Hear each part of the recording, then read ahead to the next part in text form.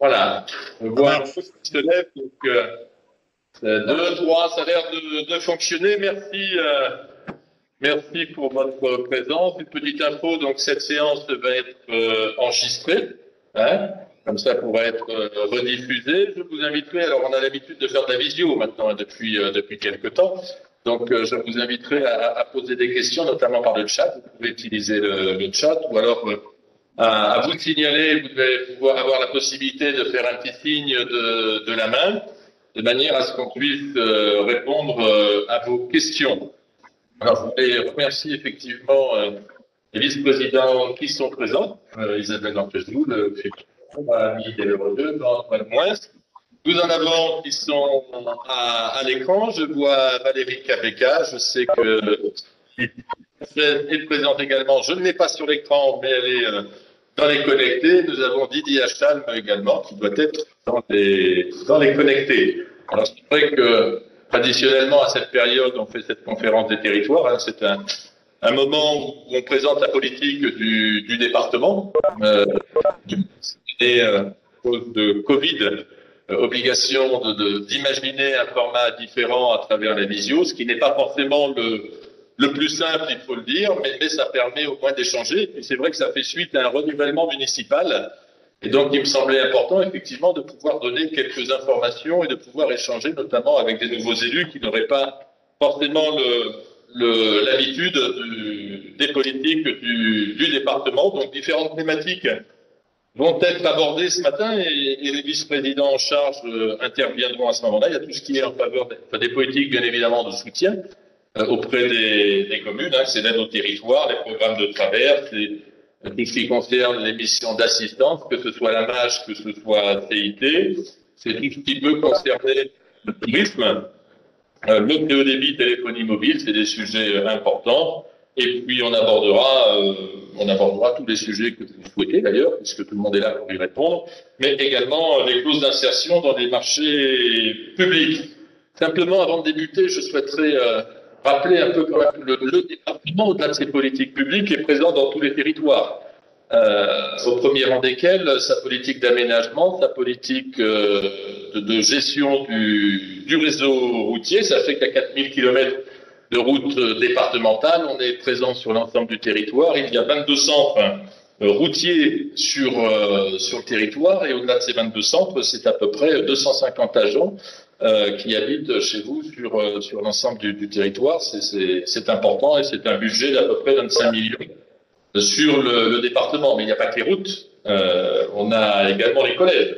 22 collèges sur le département, 22 collèges. Ça représente aussi, là, en termes de personnel, à peu près 130 agents qui sont répartis, bien évidemment, sur le territoire. Et ça représente à peu près 5000 collégiens.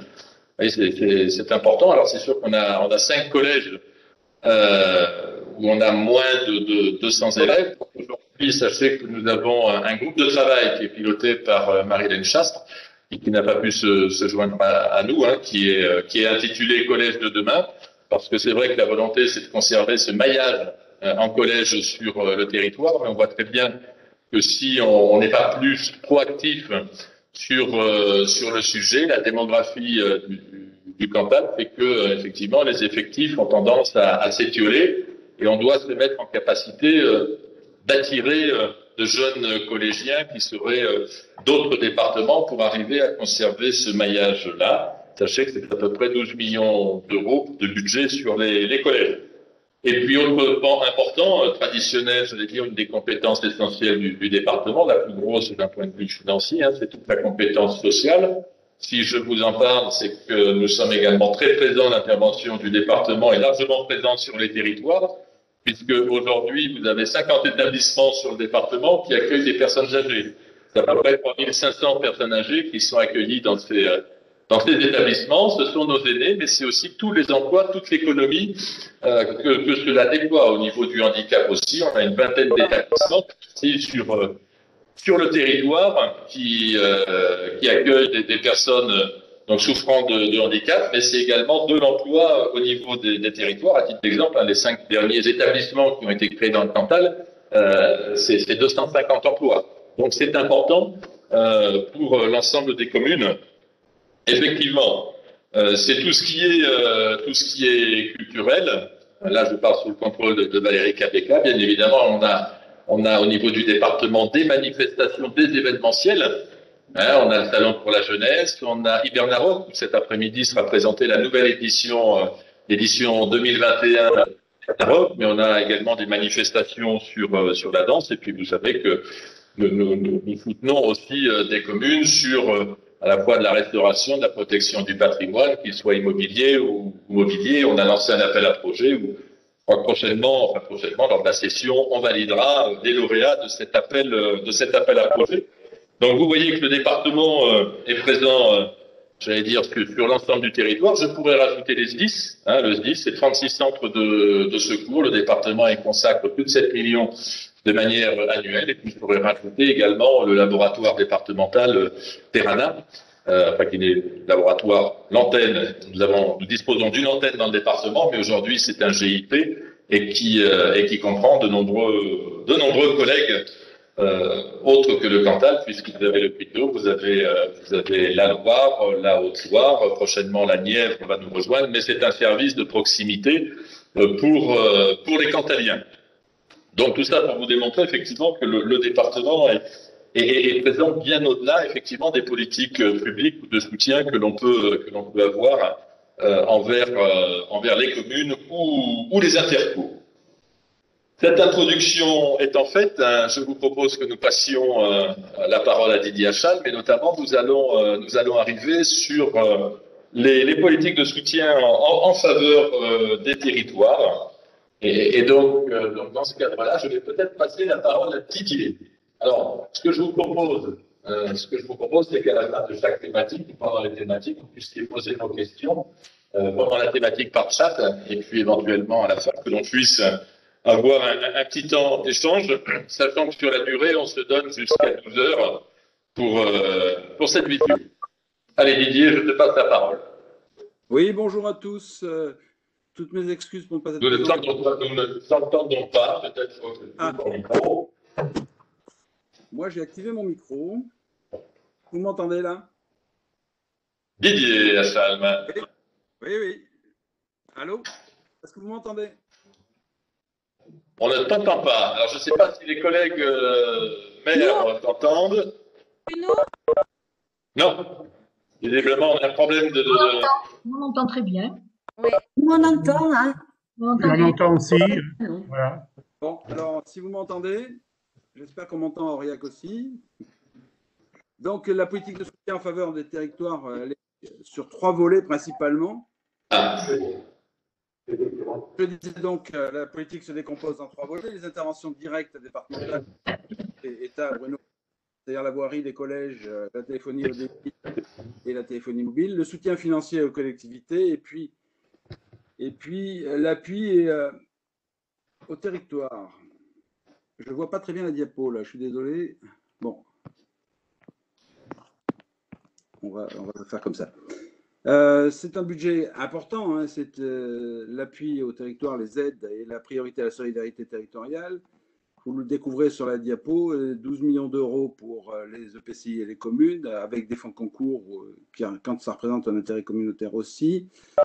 Il y a eu 270 opérations qui ont été contractualisées en 5 ans, presque 6 millions d'euros engagés et 12 millions d'euros pratiquement contractualisés pour 2016 et 2021. Donc, c'est un volume extrêmement important de 12 millions d'euros.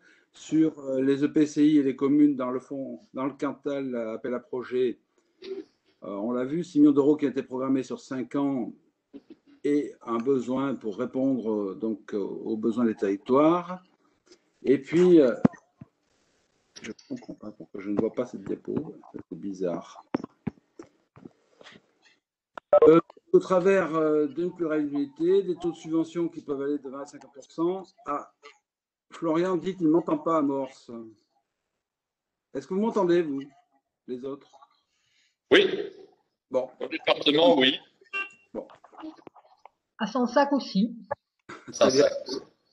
Merci. Merci à vous. Ce qu'il faut retenir, c'est que nous allons consacrer pour 2021 un bonus de 500 000 euros aux communes et sur cette solidarité territoriale.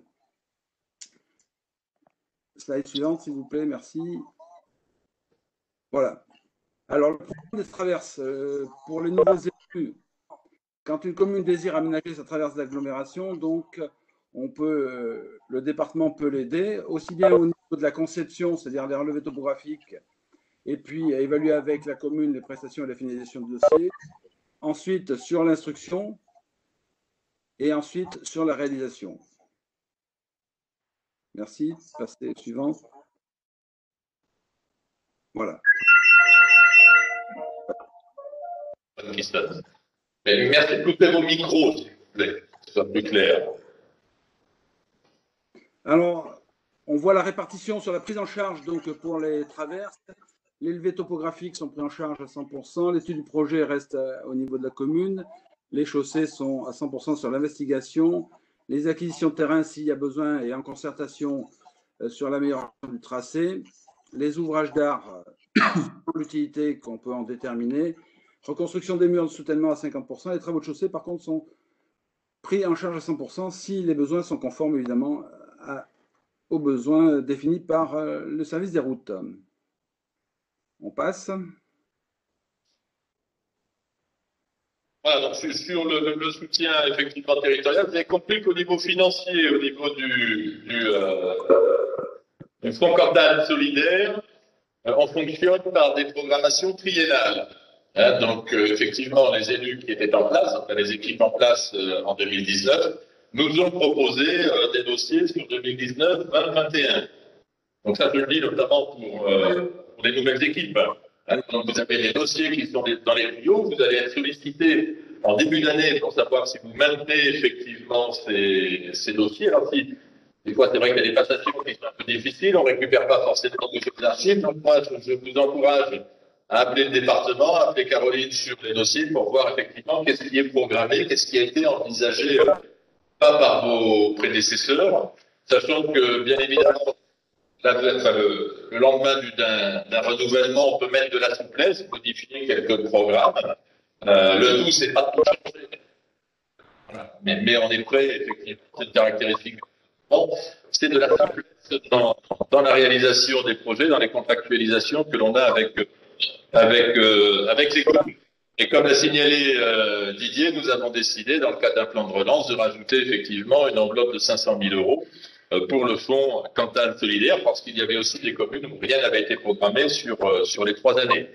N'hésitez pas à nous contacter à ce niveau-là. Concernant les intercommunalités, là, ce sont des programmes, des contrats qui ont été validés. Pareil, on met de la souplesse, puisque notamment il y avait eu des fusions de communautés de communes voilà quelques années, donc on essaie d'adapter au mieux ces contrats. Et puis vous avez le Fonds Cantal Innovation, où ce sont des appels à projets. Le reste à vous avez un projet sur l'aménagement des centres-bourgs, des bourgs-centres. Je ne sais plus comment, dans quel sens on le met. Voilà, et donc c'était le dernier jour aujourd'hui de remise des dossiers. Alors, sur ce volet territorial, est-ce que c'est clair pour vous? Est-ce que vous avez des questions? N'hésitez pas, hein, c'est le moment, sachant que sur la diapo, vous devez avoir les coordonnées de votre contact au niveau du département, Caroline de Bladis. Vous avez vous avez son numéro qui s'affichait à l'écran. Donc, est-ce qu'il y a des questions de votre part? Celles-ci pourront intervenir à la fin de l'ensemble des présentations. Hein. Si vous aviez besoin. Ce qui est important sur les subventions aux communes, voilà, vous savez qu'on essaie de gérer au mieux le budget du département. Je tiens à vous signaler qu'aujourd'hui, nous avons encore des dossiers, une dizaine de dossiers qui relèvent de l'ancien dispositif qui est le FEC. Voilà, donc ça, ce sont des dossiers qui ont été engagés du type en 2015. Donc ça fait 5 années. Moi, je finis par me poser des questions. Effectivement, est-ce que les communes sont prêtes à réaliser ces projets ou est-ce que je pars en annulation de crédit? Donc, je vous invite effectivement à, lorsque vous programmez les dossiers, à arriver à les faire dans des temps relativement restrictifs. Normalement, vous avez 2 ans pour les réaliser. Vous pouvez nous demander une prolongation qu'il faut essayer de justifier, mais vous comprenez bien que Vous comprenez bien que des délais à 5 ans, ça devient difficile parce qu'il y a peut-être des communes qui avaient des projets qui étaient plus urgents et il faut qu'on arrive à consommer ces crédits dans des laps de temps respectables. Mais on est prêt à entendre des conditions exceptionnelles, des situations particulières pour prolonger effectivement des arrêtés de subvention. Voilà ce que je voulais rajouter. Concernant les traverses, Didier vous l'a expliqué, ce qui est important, sachez qu'on consacre 1 million chaque année aux traverses et il est important de pouvoir nous solliciter le plus en amont possible parce qu'il y a tout un processus d'information, de relevé, technique, etc. Et puis vous comprenez bien que vous prenez la décision de réaménager votre traverse, mais automatiquement au niveau du département, ça va imposer des dépenses. Donc, permettre de gérer au mieux le budget, il est important d'avoir les demandes en amont le plus tôt possible. Alors, sur une question donc, de Florence Larocquer, est-il possible de calendrier des demandes limite de dépôt des dossiers, des aides du département. Donc, sur le fonds total solidaire, vous allez avoir un courrier en début d'année. Donc, effectivement, les dates seront signifiées. Alors, on va vous demander effectivement de valider votre projet. Et donc, vous aurez des dates, effectivement, des dates limites. Sur les traverses, sur le programme de traverse, j'allais dire, c'est au fil de l'eau. Nous solliciter en disant que la commune envisage de réaliser un projet de réhabilitation de sa traverse. Et dans ce cadre-là, on répond pour la prise en compte de votre projet, puisque, comme c'était signifié sur le tableau, il y a tout un process, il y a les relevés topographiques que nous, on vous fournit, mais soit on les a, soit on les fait faire. Il y a toute la phase d'étude, on change avec le département pour voir les conditions techniques de réalisation de la traverse. Alors, quand je dis ça, ça peut paraître bizarre, mais on a on a des traverses de villages qui vont supporter 10 à 15 000 véhicules jour, et puis d'autres qui vont supporter nettement moins de véhicules jour. Donc, forcément, c'est pas la même largeur, c'est pas les mêmes épaisseurs, la même structure de route. Donc il y a un débat, je ne vais pas dire contradictoire, mais il y a des échanges entre vous, le projet que vous avez aussi, parce que souvent, lorsque vous faites un projet de traverse, il y a une idée de réaménagement de l'espace et d'embellissement du bourg, et puis nous, des besoins que nous avons sur l'aspect purement routier. Mais c'est des dossiers qui se déposent ou des demandes qui se font au fil de... Sur tout le reste des procédures, systématiquement, vous êtes saisi par un courrier et vous avez des dates qui sont mentionnées. La commune de Ladignac est en attente de la décision du département depuis plusieurs mois sur ce sujet, alors que nous avons obtenu la DETR pour ce projet. Alors sur du fonds Cantal solidaire, alors je ne sais pas si c'est de la traverse, c'est une traverse de village. À partir du moment où nous sommes d'accord effectivement sur le projet d'aménagement, effectivement, il y a prise en compte au niveau du département qui est réalisée, puisque nous, on a une programmation sur 3 ans de la prise en charge financière des traverses. Et je pense que traditionnellement, nous faisons ces prises en charge au moment du budget. Donc, ça va arriver, a priori, j'imagine, la semaine prochaine, au niveau de cette prise en charge. S'il n'y a pas d'autres remarques, je vous propose que nous puissions continuer. Alors, continue, c'est tout ce qui peut être concerné, l'assistance aux communes, notamment à travers CIT, notamment à travers la MAS. Alors, on a tenu l'Assemblée générale de CIT, qui était l'établissement public administratif, voilà quelques semaines, c'est la semaine dernière ou la semaine d'avant. Alors c'est vrai qu'il y a eu quelques difficultés techniques, visiblement. Nous étions relativement nombreux. Il y avait à peu près 95 ou une centaine de sites connectés. J'ai compris que certains n'entendaient pas, effectivement, n'ont pas entendu ce qui s'est dit. C'était une assemblée générale uniquement pour remettre l'exécutif en place et on s'est donné le plus tôt possible en début d'année. Donc, CIT, c'est un étabbissement public administratif qui a été créé en 2012. L'idée était d'apporter aux communes, on va dire, un appui en termes d'ingénierie. C'est-à-dire que ça compte 14 ETP, 14 ETP, donc des agents qui sont mutualisés, des agents du département qui sont mutualisés au niveau de CIT, des agents qui travaillent sur des routes, qui ont des compétences sur les bâtiments, sur des sujets variés. Tous les ans, nous essayons de développer effectivement les compétences pour répondre le plus possible à vos attentes. 264 adhérents. L'ensemble des EPCI adhèrent à CIT, quasiment la quasi-totalité des communes, puisque 95% sont adhérents. Comme je disais, le périmètre d'intervention, on essaie de faire évoluer, on va y revenir. Et puis, toute l'assistance génère à peu près 18 millions de travaux au niveau du département. Donc, les compétences, ça concerne aussi bien tout ce qui concerne le bâti et les espaces publics, les aménagements de bourg autres. C'est Mathieu Plancoste qui est votre référence, et tout ce qui concerne l'eau et l'assainissement. On y reviendra. Là, c'est Jean-Baptiste Doré qui charge cette partie-là. Sur le côté tourisme, le volet tourisme, ça c'est une compétence qui a été rajoutée récemment depuis 2020. D'ailleurs, c'est donc Pascal Martin qui est votre contact sur tout ce qui est voirie, réseau divers. Ça, ce sont des dossiers importants pour les communes. C'est Lionel Bialard qui convient de contacter. On a aussi tout un volet sur les écoles numériques du Cantal. On a développé le numérique dans l'ensemble de nos collèges et on a offert la possibilité au territoire, et notamment à l'ensemble des communes et des interpôts, la possibilité de le déployer au niveau des communes directement, des écoles communales, des écoles primaires. Et donc là, c'est Jean-Philippe Lavigne qui est votre interlocuteur sur le sujet. On a également tout ce qui concerne l'administratif, le juridique, la dématérialisation. Là, c'est Nadine Poussille qui est en charge de ça. Je vous invite, effectivement, lorsque vous avez des questions juridiques ou autres sur lesquelles vous avez des interrogations, n'hésitez pas à faire appel à Nadine, parce que forcément, on n'a pas forcément toute la mairie dans les communes, notamment dans les plus petites. Et puis, des dossiers qui ont été rajoutés, bien évidemment, c'est tout ce qui est financière. Là, tout dépend des domaines, mais on vient même de pouvoir apporter des réponses et des nouvelles compétences.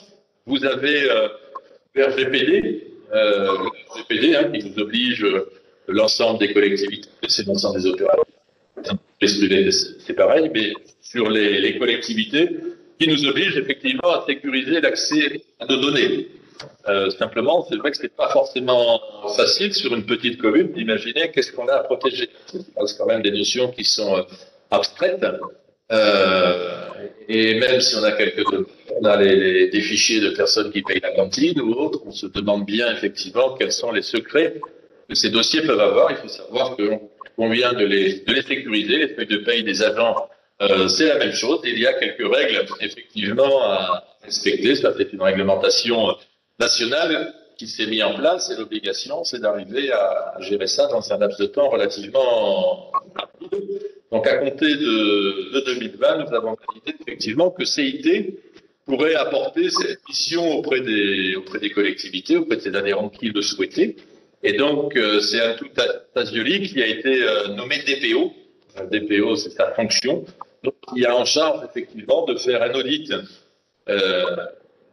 de vos données et de vous préconiser effectivement les mesures à prendre et à respecter pour correspondre à la réglementation. Et puis il y a également un volet qui est l'expérimentation BIM, qui est la modélisation en fait de l'immobilier. Donc là, c'est Mathieu Plantecoste qui en est également en charge. Donc là, c'est un moyen, effectivement, c'est proposé à l'ensemble des collectivités de pouvoir modéliser l'ensemble de ces bâtiments. D'ailleurs, je vous invite sur vos nouvelles constructions, si vous avez des nouvelles constructions, de solliciter des architectes pour qu'ils soient effectivement dans cette logique de BIM.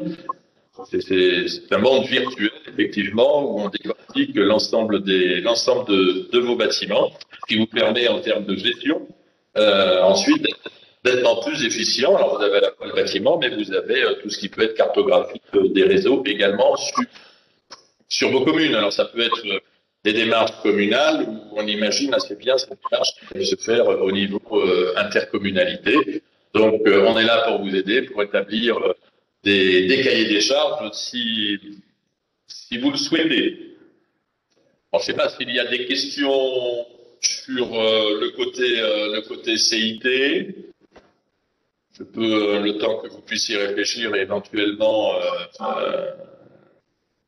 je reviendrai. J'ai une question sur une traverse de village qui paraît.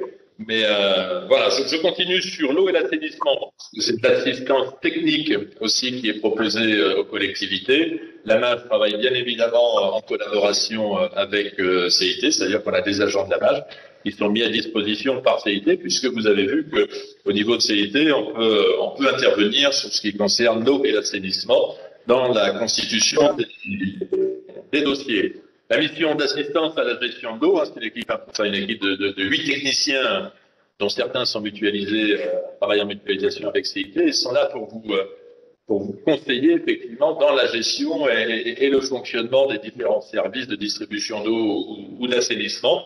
Donc, ce sont des visites conseils, des visites contrôle sur l'ensemble de vos installations, de manière à apporter un appui technique auprès des agents qui ont en charge le fonctionnement de ces structures. C'est tout ce qui peut être des accompagnements sur la protection des captages. Il y a déjà toute une phase, j'allais dire, administrative sur la protection des captages. Et puis après, lorsque celle-ci est faite, il y a le côté concret, du foncier à acquérir, à clôturer, à entretenir, etc. Il y a tout un process. Donc là, on est là pour vous aider. Ça, la ressource en eau, c'est de plus en plus important avec les sécheresses. D'ailleurs, sur l'eau, on aura certainement une réflexion particulière à conduire collectivement. Et puis, il y a aussi le côté assainissement. Le côté assainissement qui est tout aussi important. C'est vrai qu'aujourd'hui, il y a quelques intercommunalités qui ont pris cette compétence, mais souvent, ce sont des gestions qui se font au niveau communal. Et donc, au-delà de faire une station, que ce soit planté de roseaux ou pas de roseaux ou un autre système, c'est vrai que ça demande aussi un peu de technique. Il est important de pouvoir accompagner les gestionnaires qui sont souvent des employés communaux. De leur apporter une assistance sur la gestion de ces équipements. Et puis, bien évidemment, à travers l'eau, à travers l'assainissement, vous avez toute la connaissance du réseau. Toute la connaissance du réseau. Alors, souvent, il faut bien voir, on a refait des réseaux neufs dans les traverses du village. Par contre, les conduites principales qui vont chercher l'eau, soit sur des sources ou autres, elles ont été faites souvent il y a 40 ans, 50 ans. D'ailleurs, il faudra qu'on se pose la question, il faudra que chacun se pose la question sur un renouvellement de ces conduites au fil de l'eau, parce que effectivement, le risque se trouve là, puisque l'adduction d'eau a été faite sur la même période, je vais dire, ça fait plus d'une cinquantaine d'années maintenant, et le risque, c'est d'avoir des difficultés sur ces réseaux-là, mais de manière massive, partout en même temps. Des difficultés de financement de ces infrastructures. Donc, important de connaître son réseau, sa localisation, et puis, j'allais dire, son niveau de rendement, et surtout d'arriver à imaginer de faire des programmes de renouvellement du réseau. Ça semble essentiel. Donc voilà sur l'assistance qui peut vous être apportée. Donc là, c'est Jean-Baptiste Doré, vous avez ses coordonnées, mais je sais que beaucoup d'entre vous le connaissent, donc je vous invite à le contacter. L'idée, c'est toujours d'essayer de contacter au plus tôt, parce qu'il faut imaginer, si je reviens sur CIT, arriver à programmer, c'est essentiel. C'est essentiel parce que il faut savoir que souvent, tout à l'heure j'avais une question sur les dates de remise des dossiers. Les dates c'est bien, mais plus on arrive à anticiper, mieux c'est. Parce qu'au niveau des services, au niveau des agents, de nos collaborateurs, bien souvent il y a un afflux massif à l'approche des dates de remise de dossiers. Donc ce qui est l'idéal, c'est d'arriver à lisser les demandes qu'on peut faire auprès des services de manière à leur faciliter le travail. Donc, je vous encourage, à partir du moment où vous avez l'idée d'un projet, une interrogation, quoi que ce soit, d'entrer, de prendre contact avec les services, les personnes compétentes, de manière à ce que ces dernières puissent anticiper le plus possible et travailler le plus en amont possible la réalisation de ces dossiers. Donc sur l'eau et l'assainissement, c'est tout ce qui peut être assistance à maîtrise d'ouvrage, tout ce qui peut être les prestations, parce que effectivement, quand on dit prestations de services, notamment sur l'eau, il y a des régies municipales, il y a des réseaux qui sont gérés directement, en régie au niveau intercommunal, mais il y a souvent recours à des privés. Et donc, comment on fait un cahier des charges pour lancer une DSP pour que ce soit exploité par Veolia, par la SOR, par je ne sais pas. Et ça n'est pas forcément évident on va dire à construire ces cahiers des charges. Donc le fait de pouvoir s'appuyer sur des experts en la matière, c'est important. Donc voilà, ça c'est de l'aide immatérielle essentielle à gérer nos réseaux. On parlait de tout ce qui est cartographie, ça c'est essentiel aussi pour maîtriser son réseau. Encore faut-il savoir où il passe et puis avoir l'état des lieux quand on parle de recherche de fuite. Ça c'est une mission réalisée par l'enregistrement des débits, les sectorisations. Donc tout ce travail-là qui est essentiel. Alors, j'ai répondu à l'ensemble de vos questions, mais c'était pour cadrer globalement l'ensemble des missions d'assistance que nous pouvons vous faire. Alors, tout à l'heure, j'ai vu une question qui est apparue, qui a disparu, quelqu'un qui a fait sur la commune de Corin. Voilà, je pense déposer un dossier de traverse que je découvre. Ah oui, dans le cadre de l'aménagement du bourg, et l'entrée nord du bourg de Corin est une route départementale. Oui, alors il faut voir sur le projet d'aménagement, en fait, en tant que tel, c'est est-ce que vous allez toucher à la route départementale? A priori, d'après ce que je comprends, oui. La route qui est concernée est départementale, donc ça nécessite d'avoir un accord effectivement du département. C'est toute la procédure que j'ai signifiée. Ceci dit, si la commune a fait le relevé topo, on va pas le refaire, même si c'était au département de le fournir, on va pas le refaire. C'est dommage de l'avoir fait 2 fois. Éventuellement, par contre, il va falloir qu'on valide l'aménagement qui est proposé, eu égard au trafic que l'on peut avoir dans la traverse de Corin. Donc là, je vous encourage à contacter les services, donc Philippe Fabrègue, de manière à examiner le dossier au plus vite. Et ça nécessitera effectivement une convention, puisqu'il y a délégation dans la réalisation des travaux. C'est-à-dire qu'on va signer une convention avec le maître d'ouvrage concernant la traverse. On se met d'accord sur les travaux à réaliser, sur la somme financière apportée par le département pour sa part, puisqu'on est du fil de l'eau au fil de l'eau, de la structure. Par contre, c'est la commune, effectivement, qui va faire l'avance qui va conduire les travaux et qui va payer les entreprises, et nous viendrons en remboursement. Donc ça nécessitera de valider le projet parce qu'il y aura une convention entre la commune et le conseil départemental. Donc,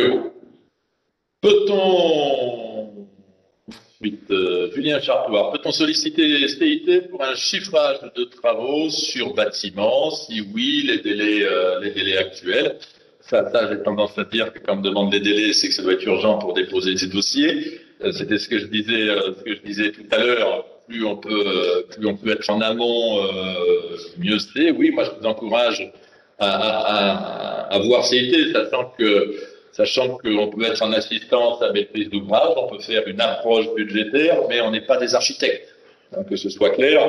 Donc, à voir effectivement quelle est la nature des travaux, ou du chiffrage qui est à réaliser. Donc là, je vous encourage à contacter le service le plus tôt possible.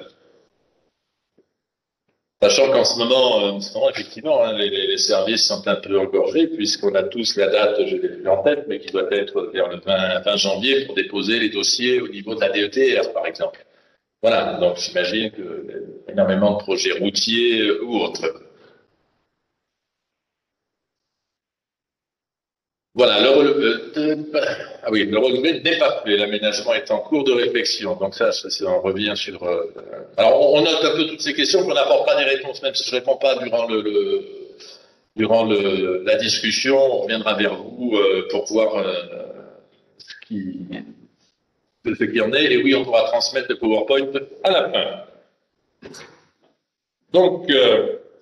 Écoutez, moi j'en ai terminé sur ce volet-là, s'il n'y a pas de questions particulières. Maintenant, ça fait Philippe, puisque nous allons passer sur du tourisme, et notamment sur un projet de création d'outils numériques, mais je vous invite aussi, si vous souhaitez déborder sur d'autres questions sur l'intervention du département au niveau touristique, n'hésitez pas. C'est pas moi. Merci, cher président, cher Bruno. Bonjour à vous tous. Oui, comme vient l'indiquer le président Bruno Faure, ce que l'on va présenter sur ce sujet du tourisme est un projet qui s'inscrit bien dans l'action que l'on souhaite mener en direction des territoires, que ce soit les communes, les communautés de communes, concernant la valorisation et la promotion du Cantal. Il s'agit d'un projet numérique et donc ce projet se décline sous plusieurs formes, notamment la première, une application mobile de randonnée découverte. Vous le savez sûrement, mais je peux aussi l'indiquer, s'appuie sur de nombreuses ressources que nous avons numériques, notamment le système d'information géographique, le SIG, mais également le système d'information APIDAE, qui est alimenté par les offices de tourisme en lien avec Cantal Destination, et aussi l'ensemble des ressources que sont les archives départementales, et aussi au niveau régional avec la région Auvergne-Rhône-Alpes, c'est le CIG de cette grande région. Donc, certains territoires, il faut aussi l'indiquer, vous savez, ont déjà fait le choix de s'engager dans le numérique, bien sûr, c'est le cas de Pays Salaire et d'autres comme notamment aussi une communauté que je connais bien, la CABA, qui a une application en Rando. Donc, cette initiative doit renforcer, je ne sais pas si tu vois cette citation, mais c'est un gagnant-gagnant. C'est en effet apporter à ceux qui se sont déjà engagés conforter cette offre, mais aussi pour les territoires qui en sont dépourvus, leur apporter cette aide qui souvent remonte à travers le tourisme. Donc, une application mobile de randonnée et de découverte, ce n'est pas uniquement du parcours, c'est aussi de l'information au niveau de notre patrimoine. Et puis, je pense que ces applications doivent, au fil des jours et des mois et des années peut-être, se renforcer autour des services, autour des secours. L'important, c'est d'avoir sur son smartphone l'ensemble des informations qui sont utiles, bien sûr, à ceux qui font le choix département comme destination touristique, mais aussi aux nombreux Cantaliens qui se déplacent sur notre département. Donc, une application mobile, mais également d'autres supports numériques tout à fait contemporains, des tables numériques. Certains territoires en sont déjà dotés, et donc le département de Cantal, notamment sur son site, l'hôtel du département Aurillac, aura une table numérique qui permettra à ceux qui en franchissent la porte d'obtenir les informations importantes dans le domaine du tourisme. Également, un outil qui pourra être mobile. C'est le cas lorsque nous faisons des opérations hors de nos murs, parce que, vous le savez, l'attractivité de notre territoire, elle se gagne, elle se démontre à l'extérieur. Et donc, cet outil tout à fait contemporain sera mis à disposition des offices de tourisme et de tous ceux qui engagent des actions hors département pour faire la promotion et valoriser le Cantal. Et également un système qui est là aussi largement connu, de réalité virtuelle. On a déjà des exemples sur notre territoire, c'est le cas, encore une fois, sur la CABA, sur le site touristique de Carla. Là, il s'agit d'un système un peu différent. En tout cas, là aussi, dans l'atrium du département, mais aussi à vocation mobile, offrir à ceux que l'on rencontreront sur l'ensemble de nos salons et de nos déplacements, de montrer en 3D les richesses de nos départements, que ce soit le viaduc de Garabi, la Châtaigneraie, la station du Luran, en fait, toutes les richesses que comporte le territoire. Là aussi, je veux aussi le saluer en présence de tous les maires, tous les élus et bien sûr du président Boulofo, une initiative moderne qui, je crois, doit répondre à ceux qui font le choix du département. Hein. Simplement, sans être trop long, nous avons eu cet été une aubaine de fréquentation tout à fait exceptionnelle. Moi, je formule le vœu que cette aubaine se pérennise dans les années. Faisons beaucoup d'efforts pour renforcer la notoriété et l'attractivité du département. Nous le faisons à travers de nombreux films également qui vont constituer une belle vitrine. Récemment, il y a, je crois, 2 jours, l'émission Faut pas rêver a donné une belle image de l'auvergne des volcans.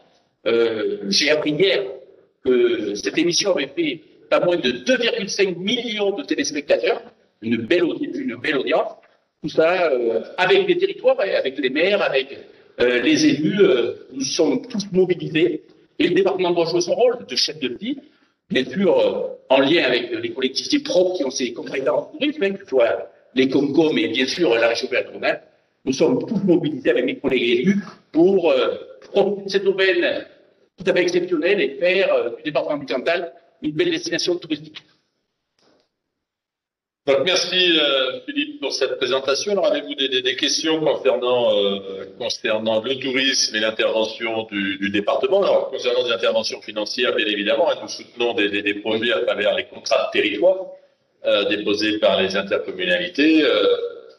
Donc, on est bien évidemment à vos côtés. Alors, je vois une question de Monsieur Sabot. La Châtaigneraie met en place une politique en faveur des usages numériques. Est-il être possible d'être associé à cet outil numérique? Bien évidemment, parce que c'est fait avec le territoire. Oui, bien sûr, voilà, d'où l'expression gagnant-gagnant. Cette initiative est construite, bien sûr, avec les territoires et notamment ceux qui sont en première ligne,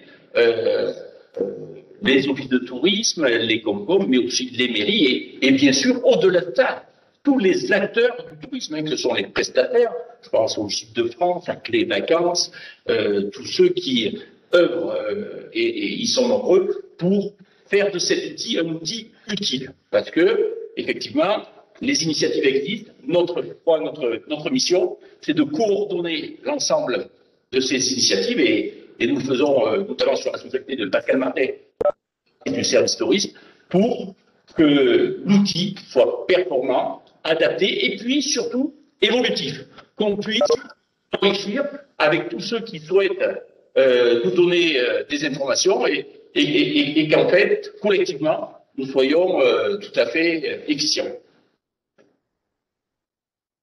Alors, ce qu'on peut dire également au niveau tourisme, je parlais d'investissement auprès des territoires, enfin un soutien auprès des territoires. On a engagé en 2020 donc un appel à projet pour arriver à mailler le territoire en borne de recharge de vélo, assistance électrique. Et donc il y a une cinquantaine par rapport à ce qui a été remonté par les intercommunalités. Une cinquantaine de bornes ont été financées. Alors, le financement était relativement intéressant puisque nous intervenions à hauteur de 50%. Donc, et ce maillage va avoir lieu. L'idée, c'était que les territoires puissent équiper, les installer d'ici cet été. Et après, tout l'intérêt, c'est qu'effectivement, on puisse communiquer que quant à la destination, ça y est, j'ai trouvé.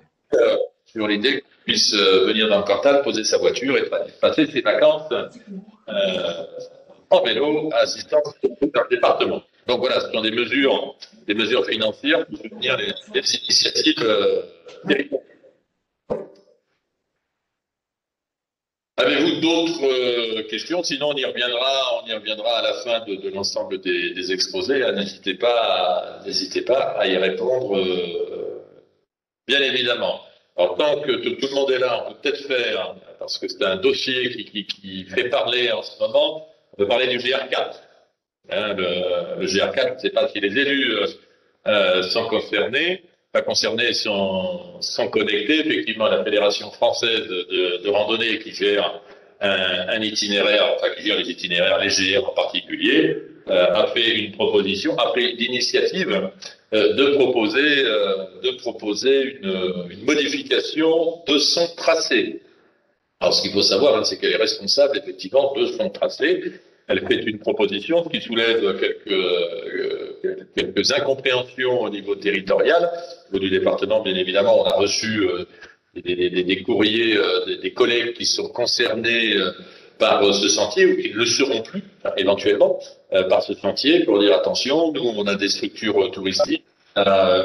On souhaite conserver ce sentier parce que c'est important pour l'hébergement, pour nos commerces, etc. S'il prend un autre itinéraire, forcément, ça va poser des difficultés. Donc, sur le fonctionnement, en fait, Philippe peut peut-être en parler parce que c'est le président de la commission départementale des sites et espaces et itinéraires à la Gaspésie, voilà, qui sera amené à émettre un avis, et qui n'est qu'un avis, hein, soyons clairs, c'est bien la fédération qui prendra la décision finale. Et donc, dans ce cadre-là, différentes contributions sont arrivées au département.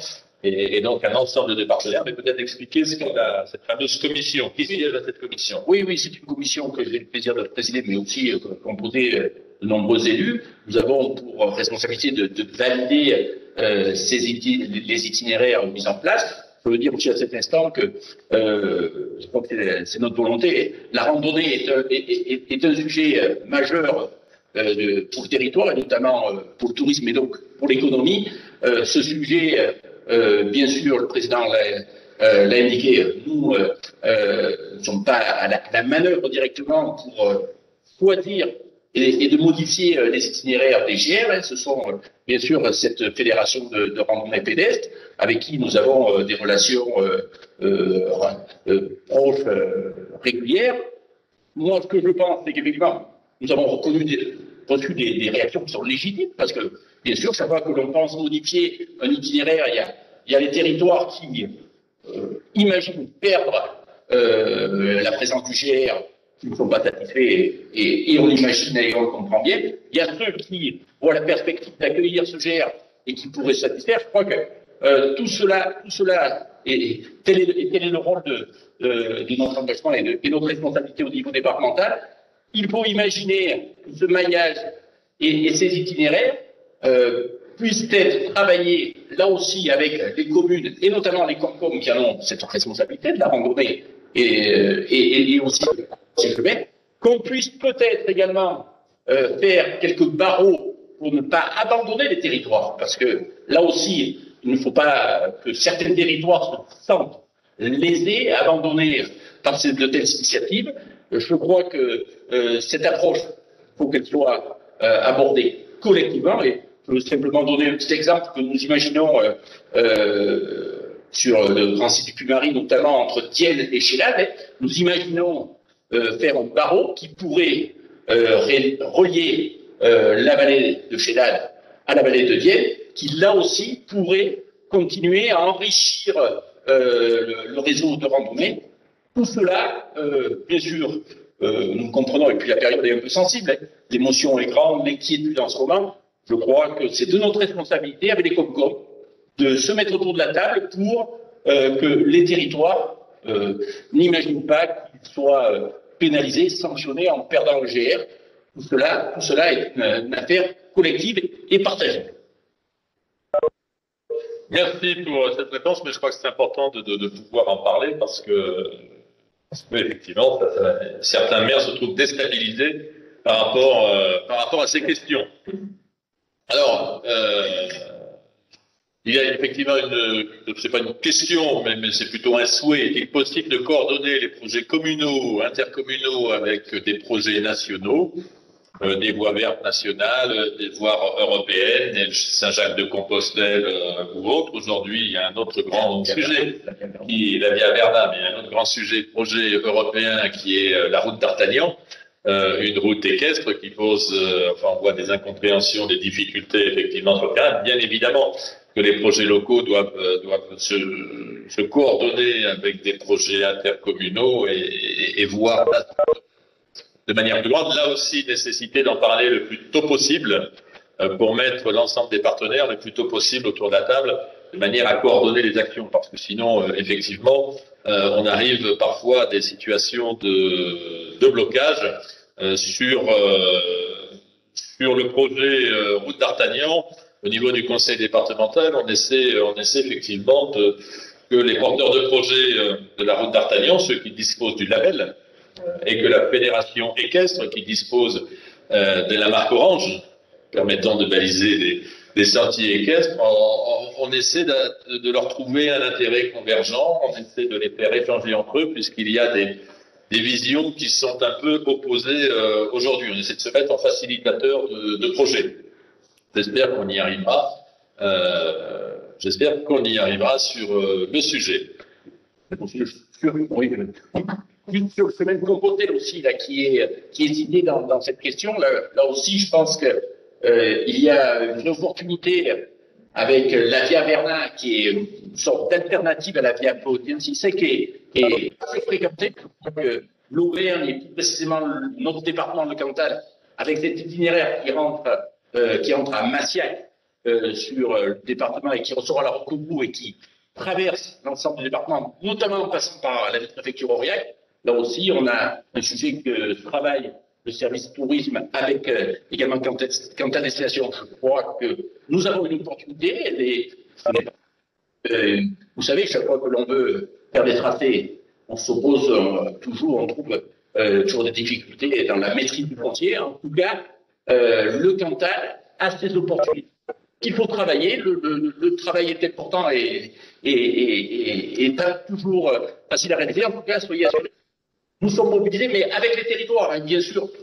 Tout cela se coordonne avec les communes, avec les COMCOM, avec bien sûr aussi les prestataires et notamment les propriétaires pour faire de nos territoires un territoire maillé et que l'on peut traverser à pied, à cheval, à vélo.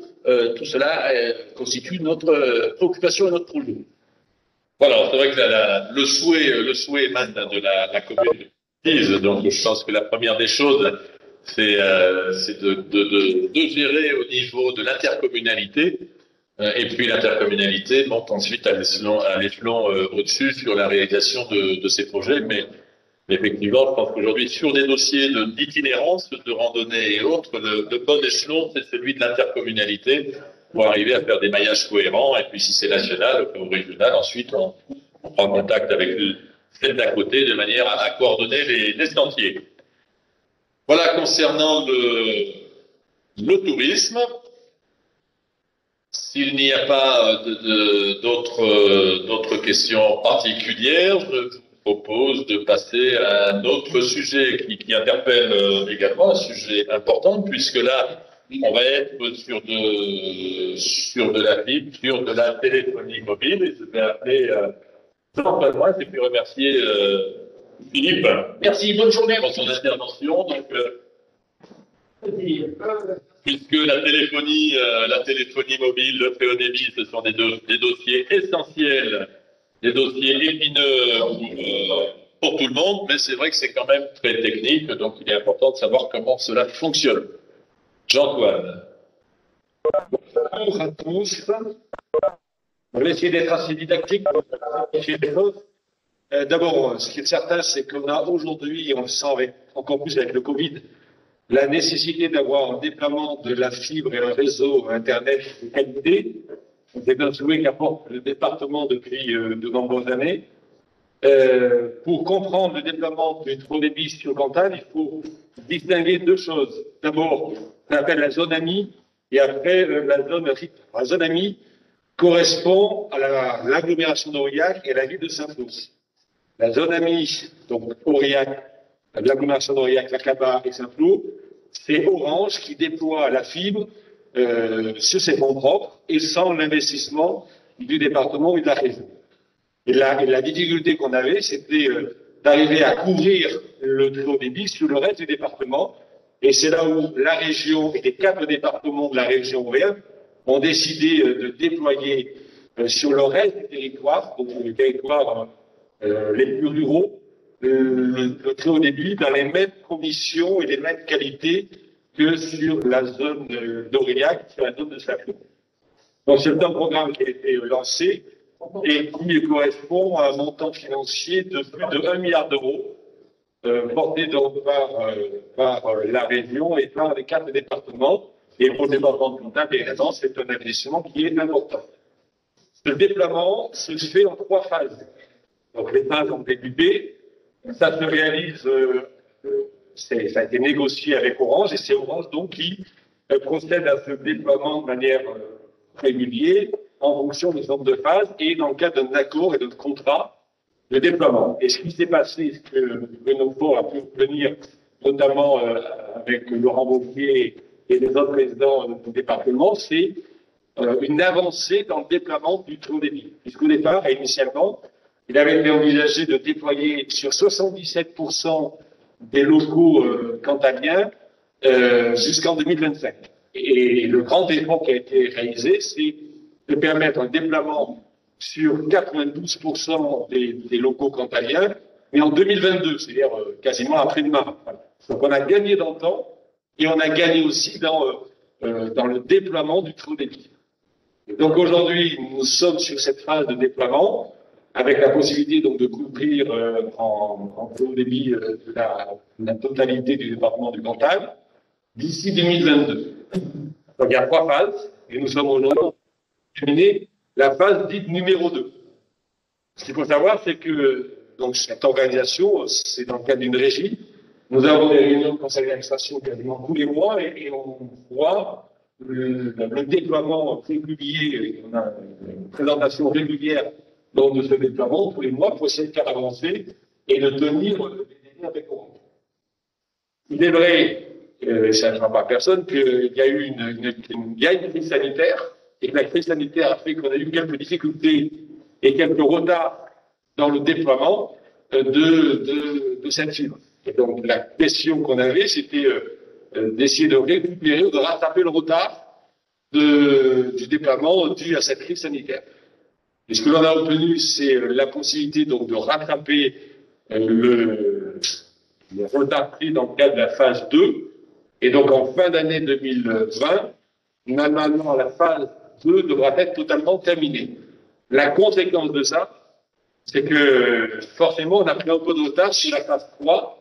Et donc la phase 3 qui sera terminée en fin 2022, aujourd'hui a pris un peu de retard. Et donc ceux qui avaient été annoncés dans le cadre des cartes qui ont pu être distribuées aux mairies, il y a effectivement aujourd'hui quelques contradictions avec ce qui a été imaginé compte tenu du retard qui a été pris.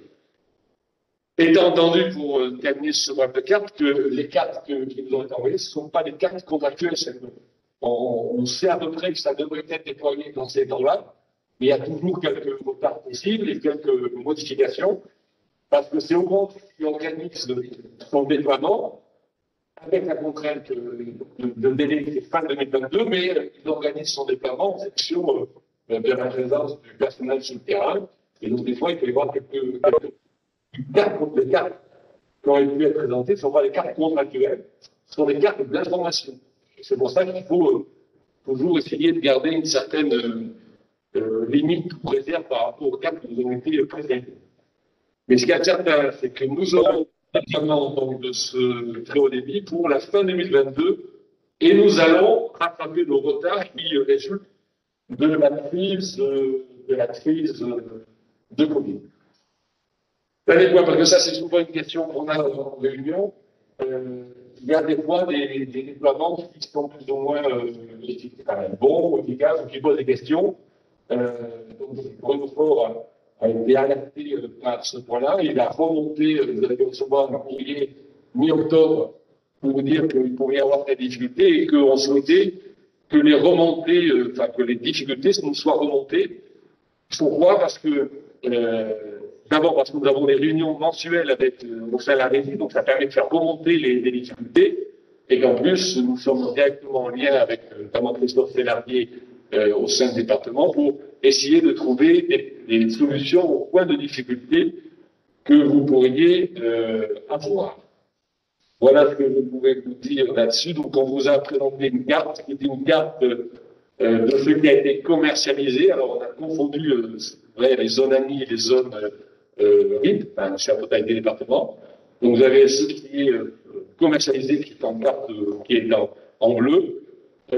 Les zones grises, donc c'est les zones déployées, mais les zones bleues sont aussi des zones sont dedans. Et les oranges, c'est ce qui va être déployé pour la fin 2022. Voilà ce que je peux vous dire, M. le Président. Merci Jean-Paul.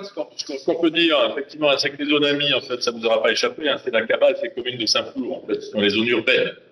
Et donc les opérateurs se sont engagés sur des zones à forte densité, enfin, entre guillemets, c'est-à-dire ce qui est rentable. Concrètement, et sur le reste du territoire, ça ne les intéressait pas de le prendre en charge. Donc c'est un vaste programme qui a été mené au niveau régional. Hein, c'est plus d'1 milliard d'euros d'investissement, ce qui n'est quand même pas neutre. Donc comment c'est financé? Ben, vous avez, en fait, c'est la collectivité qui construit. Ce sont les collectivités qui construisent ces réseaux, mais on fait payer, on loue ces réseaux, on donne un droit d'utilisation à des opérateurs. Ce qu'il faut noter, c'est qu'aujourd'hui, deux opérateurs sont présents sur l'Auvergne, bien évidemment, les opérateurs historiques Orange, et puis on a Free également, et SFR. Oui, c'est Free. On a pour le moment 2 opérateurs, on attend le troisième.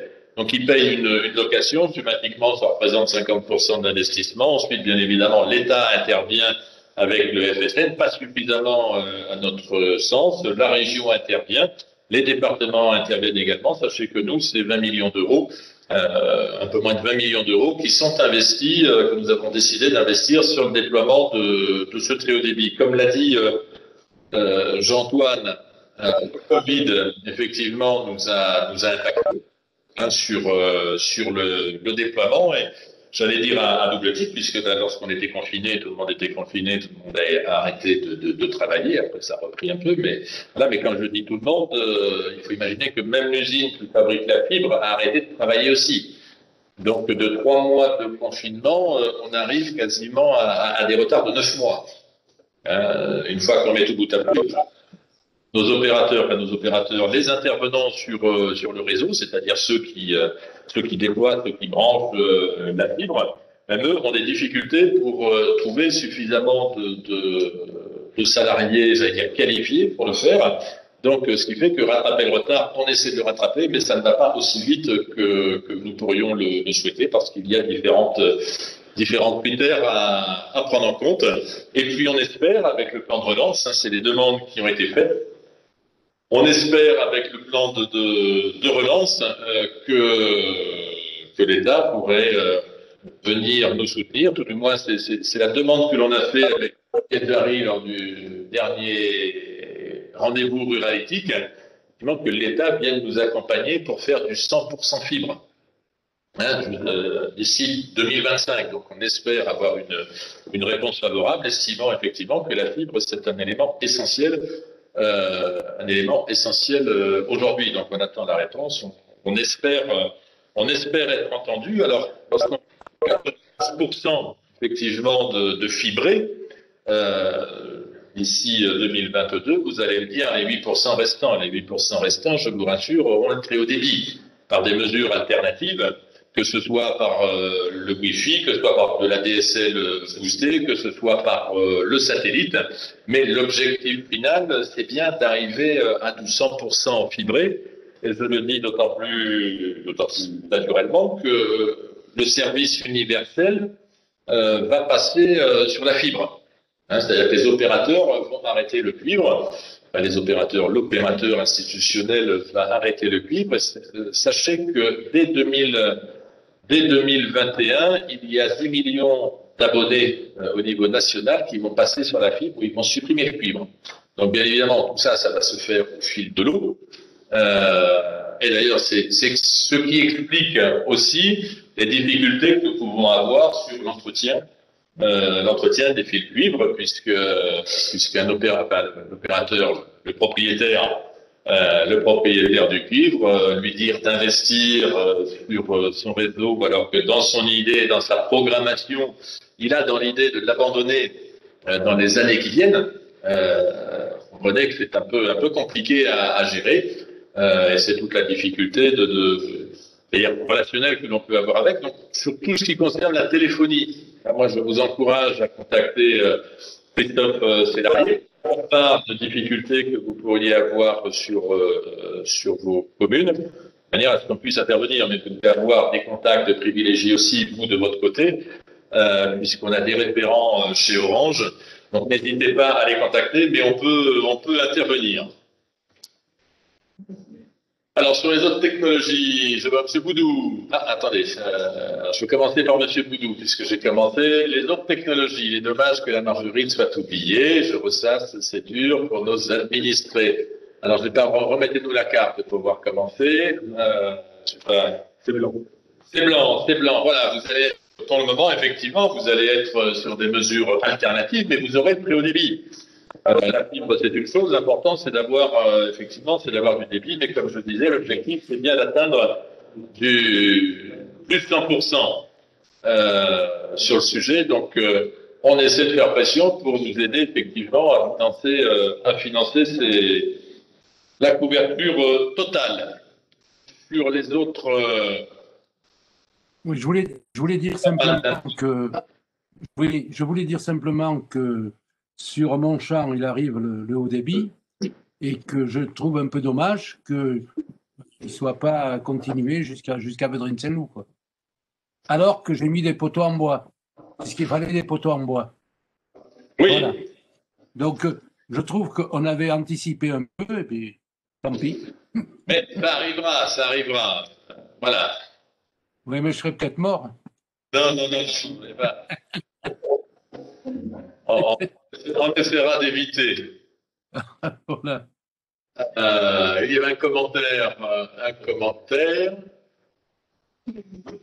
avant Stéphane Sautarel, je n'ai pas souligné. Remercier parce qu'effectivement, figurez-vous que sur mon écran, je ne vois qu'une vingtaine de passines, je n'ai pas vu les parlementaires. Je salue Stéphane Sautarel, que je vois. Je salue Vincent Descoeurs aussi, qui vient d'apparaître. Bernard Delcros également. Donc, bien évidemment, nos parlementaires peuvent intervenir et demander la parole. Et en fin de séance, ça sera important. Stéphane Sautarel qui souligne effectivement que dans le cadre du plan de relance, 250 millions d'euros supplémentaires seront affectés au RIP.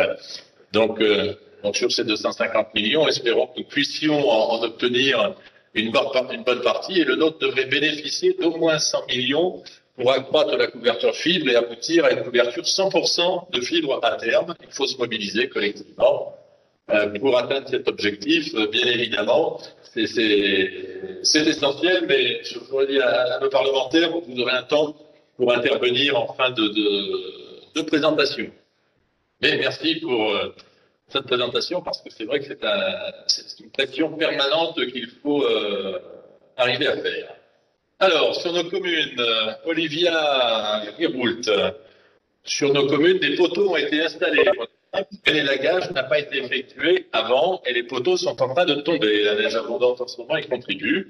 Alors, c'est pas des poteaux fibres, c'est des poteaux. Enfin, je cite, c'est des poteaux fibres. Alors, il faut savoir que sur le très haut débit, la fibre, soit effectivement on est en système souterrain lorsque c'est possible, soit on est en système aérien. Donc, quand on est en système aérien, il y a deux réponses. Enfin, il n'y a pas de réseau souterrain qui existait, donc on ne les a pas utilisés. Et puis, deuxièmement, on voit, je crois que M. Boudou va voir, il y a une attente de tout le monde. On veut que ça arrive très vite. Et pour que ça arrive très vite, l'aérien, bien évidemment, c'est plus rapide que le souterrain, et c'est également nettement moins cher. Donc c'est un talent d'équilibre entre la volonté et le besoin que tout le monde exprime d'être couvert très rapidement, le financier aussi, puisque je vous ai dit que les collectivités, nous financions la réalisation. C'est vrai que nous, on a validé quasiment 20 millions d'investissements.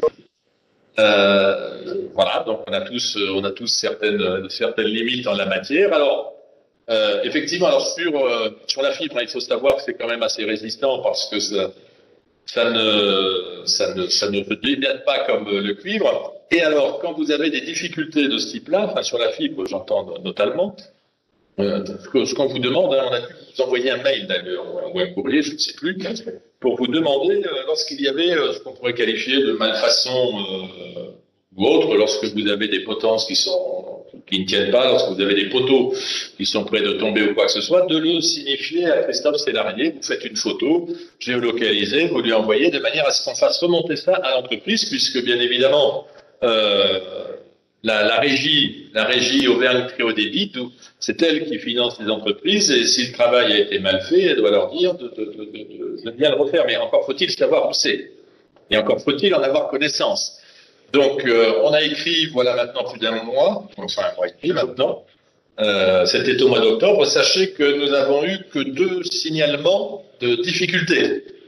Donc, bien évidemment, on peut regretter que ce soit mal fait, mais encore faut-il le faire remonter pour qu'on puisse corriger. C'est important. Et là, on a besoin de vous en la matière. Alors, sur les lagages, moi, je rappellerai que les lagages revient aux propriétaires.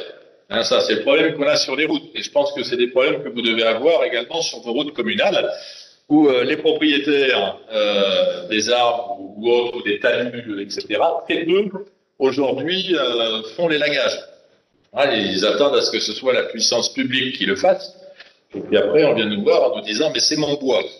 Hein, voilà, donc sachez qu'un opérateur n'a pas forcément l'obligation de faire des lagages. Lui, il pose ses équipements, c'est le propriétaire qui en a la charge. Donc on sait effectivement toutes les difficultés que l'on peut rencontrer. Et pour ça, c'est un problème général, mais que l'on rencontre également au niveau des communes. Et sachez d'ailleurs que souvent, enfin, je vais pas, pour une fois, je vais essayer de les défendre un peu. Mais Orange, des fois, on crie parce qu'on a des coupures ou quoi que ce soit. Et de nombreuses fois, effectivement, c'est dû parce que les lignes sont coupées du fait de branches ou d'arbres ou de choses de ce type-là, ce qui n'est pas de leur responsabilité. Il faut que chacun les prenne en la matière. Mais on sait que c'est quand même compliqué, mais la fibre n'y échappe pas. Mais je vous encourage à faire remonter effectivement toutes les difficultés que vous pourriez avoir, enfin, ou les malfaçons qui seraient notées. Donc voilà, est-ce que vous avez d'autres remarques sur ce sujet de très haut débit? Donc, comme l'a dit Jean-Antoine, un certain retard a été pris du fait du Covid. On est en train de travailler pour essayer de rattraper ce retard. Donc aujourd'hui, on a une carte qui est signifiée avec ceux qui sont faits, ceux qui vont être faits et ceux qui seront dans la 3e tranche, où on essaie de les financer avec les 100 millions dont le sénateur Sautarel nous parlait. Bien évidemment, sur cette carte qui est toute jaune, on va essayer d'avancer de manière à être un peu plus précis, on va dire, dans la couverture, dans la finalisation de cette couverture.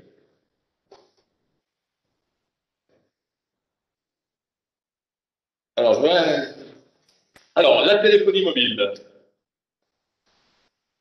Alors, la téléphonie mobile, là, vous avez une carte qui est jolie. Nous avons des points partout sur l'ensemble du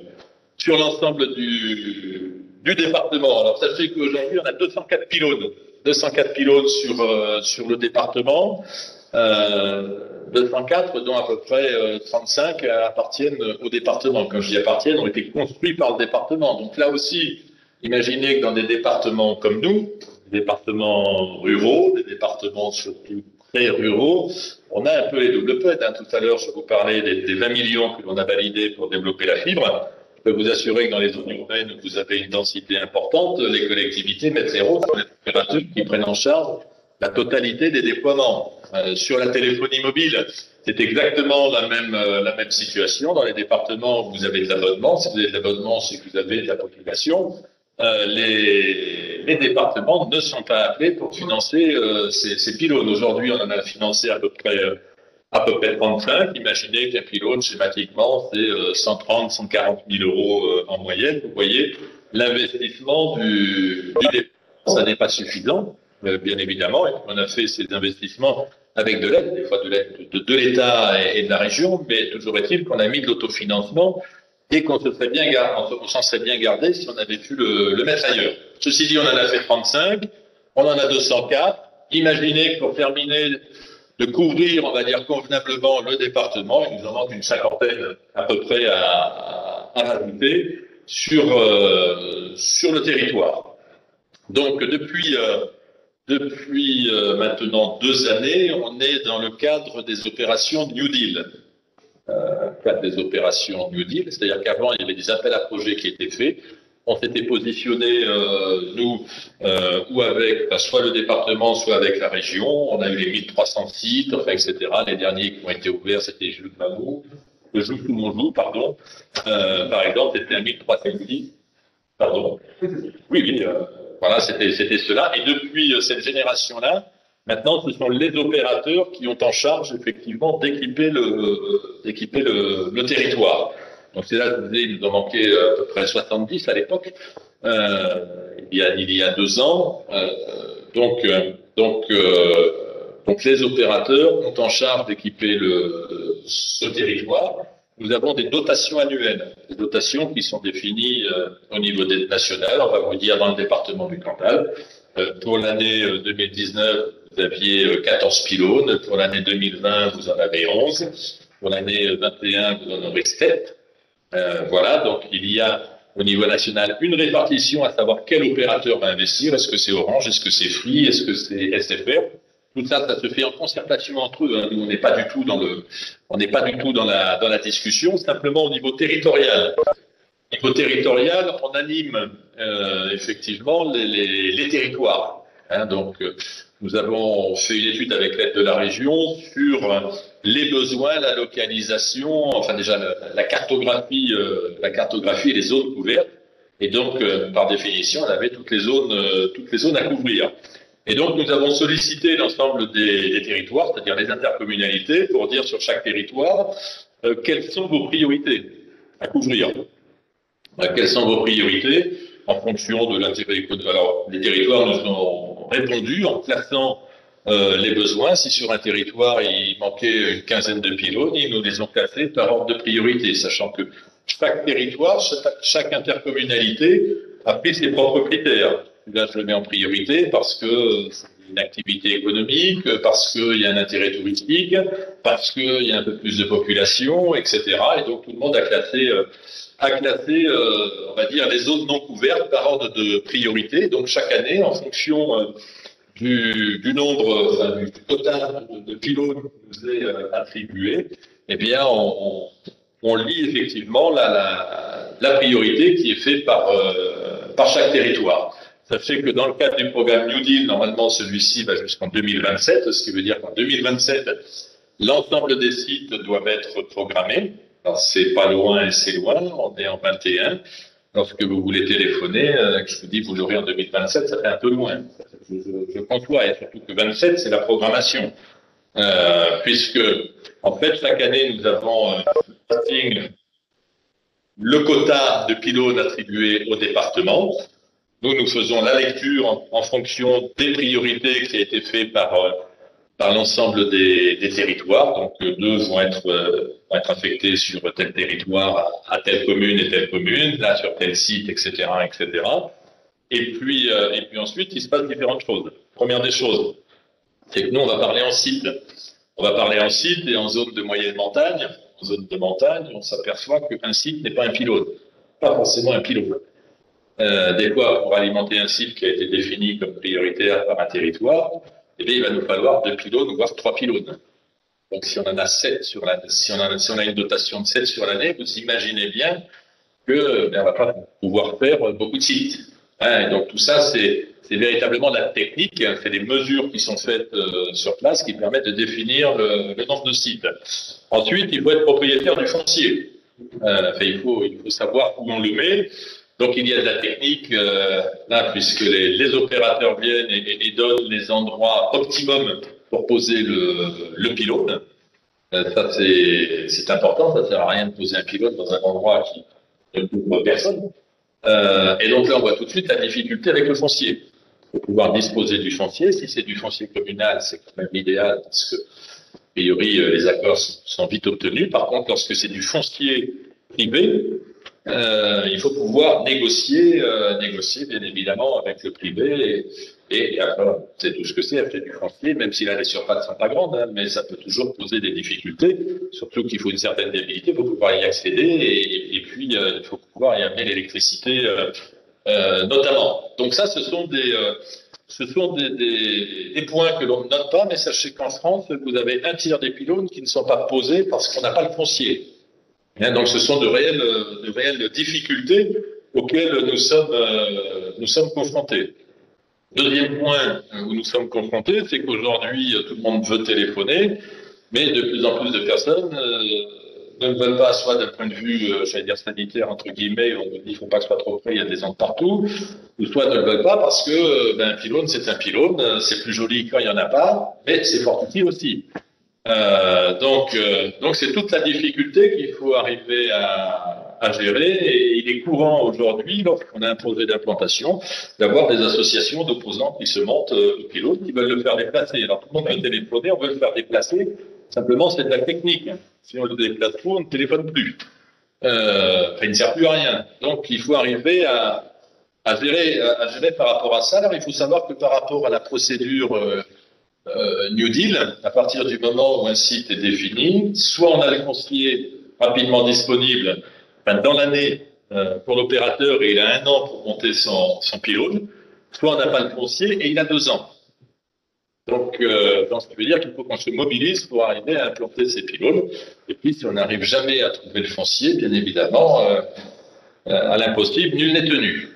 Donc voilà, mais c'est véritablement une problématique. Donc moi, je vous encourage, ceux qui ne seraient pas couverts, qui auraient des difficultés de couverture, etc., à vous rapprocher de vos intercommunalités pour voir effectivement le classement de votre commune ou de votre secteur, si vous avez été classé ou autre. Dans quel ordre de priorité vous êtes, puisqu'on va jusqu'en 2027, schématiquement. Après, si je vous dis que s'il y a des difficultés pour l'implanter, s'il faut rajouter encore 2 années pour avoir le pylône, vous voyez que les délais sont quand même relativement longs. Donc là, collectivement, on va être dessus. Et je crois qu'on a un bel exemple sur le département. C'est quand on monte sur le nord, sur la Sioule, où on a un super relais qui a coûté un peu cher, puisque la région, alors c'est un dossier porté par la région que nous finançons également. C'est un projet qui était intégré, puisque c'est un pylône arbre, en fait, donc avec un surcoût important. Et là, on a un regroupement d'opposants qui mène la vie dure sur la fin du chantier, mais il est évident que le pylône, on va finir par le brancher, ça va fonctionner. Mais c'est pas aussi simple que cela sur le dossier. C'est des problèmes de société aujourd'hui où tout le monde veut bénéficier des choses, mais personne ne veut les contraindre. Voilà sur ces dossiers de téléphonie mobile. Je ne sais pas si vous avez... un pylône a effectivement été installé sur la commune de Clavières. Le foncier communal a effectivement été cédé pour l'installation du pylône. Par contre, les antennes arrosent les communes voisines de Haute-Loire et pas notre commune. Ah! Alors ça, il faudra signaler à Christophe. C'est normal? Ah, c'est normal, me dit-on, c'est normal. C'était un pylône 1300 sites mobiles pour alimenter le Montmoncé, en fait, le musée du Montmoncé. Et c'est un pylône qui a été région Haute-Loire, en fait. C'est pas un pylône déporté ou Est-ce que vous avez entendu la réponse? C'est normal, puisque c'était un pylône, me dit-on, c'était dans la logique, puisque en fait, c'était un pylône Haute-Loire qui était fait pour alimenter le Montmouchet.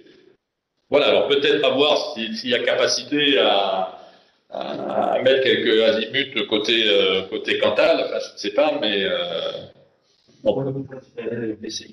voilà, il faudrait le signaler. Alors vous voyez, c'est l'importance des territoires. Ça, il faudrait que vous le signalez auprès de votre FPCI pour qu'il nous fasse remonter l'info et qu'il nous le remette dans les ordres de priorité sur le territoire pour que nous on interpelle ensuite les opérateurs.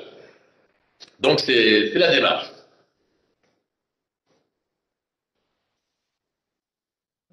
Alors, je vois que la commune a gagné au tribunal la semaine dernière à Trémouille. Voilà, donc on va pouvoir brancher le pylône. Vous voyez que c'est pas simple, mine de rien, comme dossier. Donc il faudra penser à la margerite. Monsieur Baudou, retournez-vous vers votre intercommunalité pour savoir, je n'ose pas imaginer que les Pays de Saint-Flour n'aient pas mis la margerite en priorité sur la téléphonie mobile. Donc, écoutez, moi, je vous invite, si vous avez des questions, des difficultés, des interrogations, à contacter Christophe Célarier. Vous avez dû avoir ses coordonnées qui ont dû qui ont dû s'afficher quelque part tout à l'heure, mais n'hésitez pas à le contacter. Voilà, nous passons au sujet suivant. Donc là, on a deux sujets à traiter. Je vais parler un peu de l'utilisation de clauses d'insertion dans les marchés publics, ça c'est important. Et puis après, je demanderai à Isabelle aussi d'intervenir, qui interviendra sur le sujet également. Au niveau des fonds européens, vous pourrez le développer également. Vas-y, je te donne la parole. Très bien. Bonjour à toutes et à tous. Donc, là, c'est un programme de sensibilisation à l'utilisation des clauses d'insertion dans les marchés publics. Donc, c'est un dispositif, bien sûr, qui s'adresse aux personnes en insertion. Et donc, dans les priorités actuelles, la promotion d'achat durable et responsable est essentielle pour le département, donc qui agit pour les solidarités humaines et territoriales. Donc, dans ce cadre, l'État et le Conseil départemental ont développé un partenariat local en faveur de la promotion des clauses sociales dans les marchés publics. Donc, le Conseil départemental souhaite élargir les possibilités d'insertion professionnelle des bénéficiaires du RSA, dont il a la compétence pour la promotion des clauses sociales au sein des marchés publics. L'État, lui, souhaite agir en complément sur l'insertion professionnelle des offres publiques prioritaires, des demandeurs d'emploi de longue durée, des gens en fin de droit ou des seniors de plus de 50 ans. De ce fait, l'État et le Conseil départemental souhaitent intégrer des considérations liées à la lutte contre le chômage et les exclusions dans les marchés publics par le développement des clauses sociales au sein des marchés. L'État et le Conseil départemental, en qualité de financeur des structures d'insertion par l'activité économique, souhaitent par ailleurs professionnaliser ces structures pour qu'elles accèdent à la commande publique, notamment par la réponse au marché closé. Donc, c'est les SIAE. Une convention entre l'État et le développement présentée lors du 40 donc a été signée. Cette convention stipule que l'État et le Conseil départemental doivent promouvoir auprès des collectivités territoriales des clauses sociales. Et c'est donc l'objet de cette présentation. Donc, les clauses d'insertion, la commande publique incite à prendre en compte la notion de développement durable dans la définition des besoins de marché public. Les clauses sociales d'insertion répondent à des enjeux de développement durable par la prise en compte du développement économique et du progrès social. Elles permettent également aux maîtres d'ouvrage et de l'État, collectivités territoriales, bailleurs sociaux, de trouver des réponses complémentaires à travers leurs achats publics et ainsi de soutenir l'économie des territoires, d'encourager l'emploi durable et de favoriser les emplois de droit commun. La mise en place de clauses d'insertion dans les marchés publics permet de conditionner l'exécution ou l'attribution d'un marché en fonction des critères liés à l'emploi ou à la lutte contre les exclusions, à des personnes éloignées de l'emploi de s'engager dans un parcours professionnel durable. Ils prennent donc là un engagement via la mise en situation donc auprès des entreprises. Et de créer une dynamique vertueuse, les marchés publics génèrent une activité économique qui crée des emplois et qui bénéficie aux personnes en difficulté. Le dispositif des clauses sociales est financé par l'Union européenne, dans le cadre du Fonds social européen, le FSE, et l'État, donc par la directe, qui finance un poste de facilitateur. Donc il s'agit de Cécile Guédan, donc qui elle, au sein de la FAPCA, s'engage à le mobiliser. À la demande du Conseil départemental pour accompagner les services en charge des marchés publics et à la demande des collectivités territoriales et autres acteurs publics. Donc, les missions du facilitateur, que vous avez peut-être à l'écran, je ne le sais pas, conseiller donc les différents donneurs d'ordre dans les dimensionnements des clauses sociales, accompagner les entreprises donc dans la mise en œuvre des clauses d'insertion au sein des marchés, dans les réponses qu'ils font. Ensuite, comptabiliser les heures d'insertion, afin qu'il y ait un bilan, effectivement, qui soit fait à l'issue. Évaluer la qualité des parcours d'insertion mis en œuvre, donc savoir vers quoi les gens vont sortir vers un CDD, un CDI, une formation professionnelle. Voilà donc, et animer le partenariat entre les différents acteurs impliqués dans la réalisation des clauses sociales. Alors donc, il y a déjà quelques marchés qui ont donc intégré ces clauses d'insertion. Et donc, pour le conseil départemental, il y a eu l'aménagement de la RD 922, donc, où là, il y a eu des heures de travail qui relevaient de la clause d'insertion, 525 heures. Ensuite, le nettoyage et l'entretien des locaux du conseil départemental et du SDIS, qui représente 325 heures. Ensuite, sur l'ensemble du département, donc entre 2018 et 2020, ça a représenté environ 21 000 heures. Voilà. Le bilan du dispositif au 4 novembre 2020, donc 13 opérations, marché à bon de commande, préfecture de région, accord cadre, donc le nettoyage des locaux, accord cadre, maintenance, exploitation, chauffage, ventilation, climatisation du service du département, et ensuite l'accord cadre, peinture, cloison, isolation, donc dans le bâtiment. Après, vous avez un petit peu le détail donc, des heures qui ont été mobilisées, donc qui ont été réservées donc, à des chantiers. Ensuite, donc, vous avez un petit graphique qui vous donne peut-être. Ah, pardon. Alors, je vais vous donner un petit peu les pourcentages. Donc, par rapport à donc ces mises en entreprise, donc 48,5% de personnes donc, ont eu un CDD. Il y a eu 6% de CDI. Et ensuite, il y a eu des contrats de professionnalisation et certains, donc après, ont opté plus pour l'intérim. Voilà. Et donc, dans l'étude des dossiers, les clauses sociales donc, sont prises en compte pour le choix de l'entreprise au niveau des commissions d'appel d'offres, bien sûr.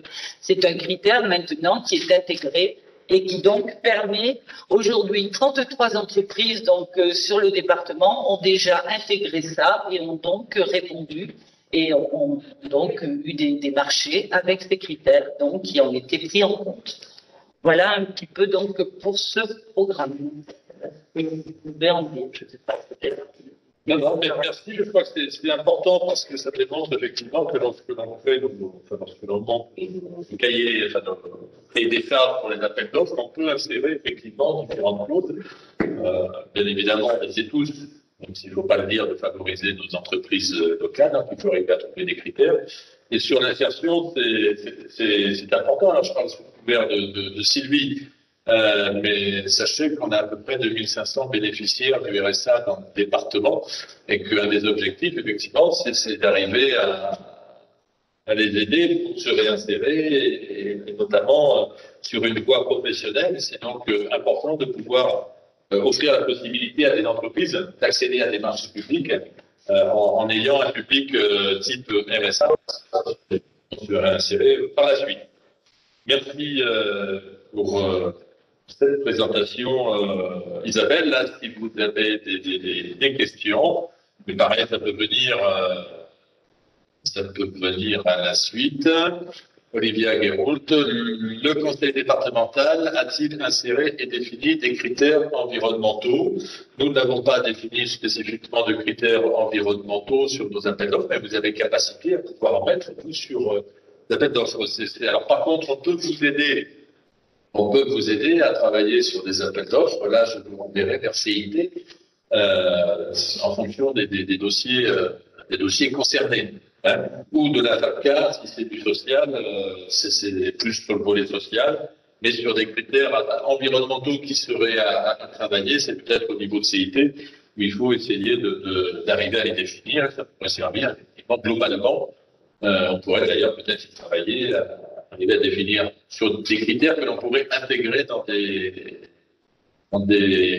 critères d'appel d'offres. Il y a déjà des petites choses qui se passent à ce niveau-là, parce que certaines entreprises, effectivement, surtout dans des gros travaux routiers, réutilisent des relais ailleurs plutôt que de les disperser. Donc voilà, il y a une réutilisation, donc forcément, c'est un petit Voilà. Mais on a la peut-être pas signifié.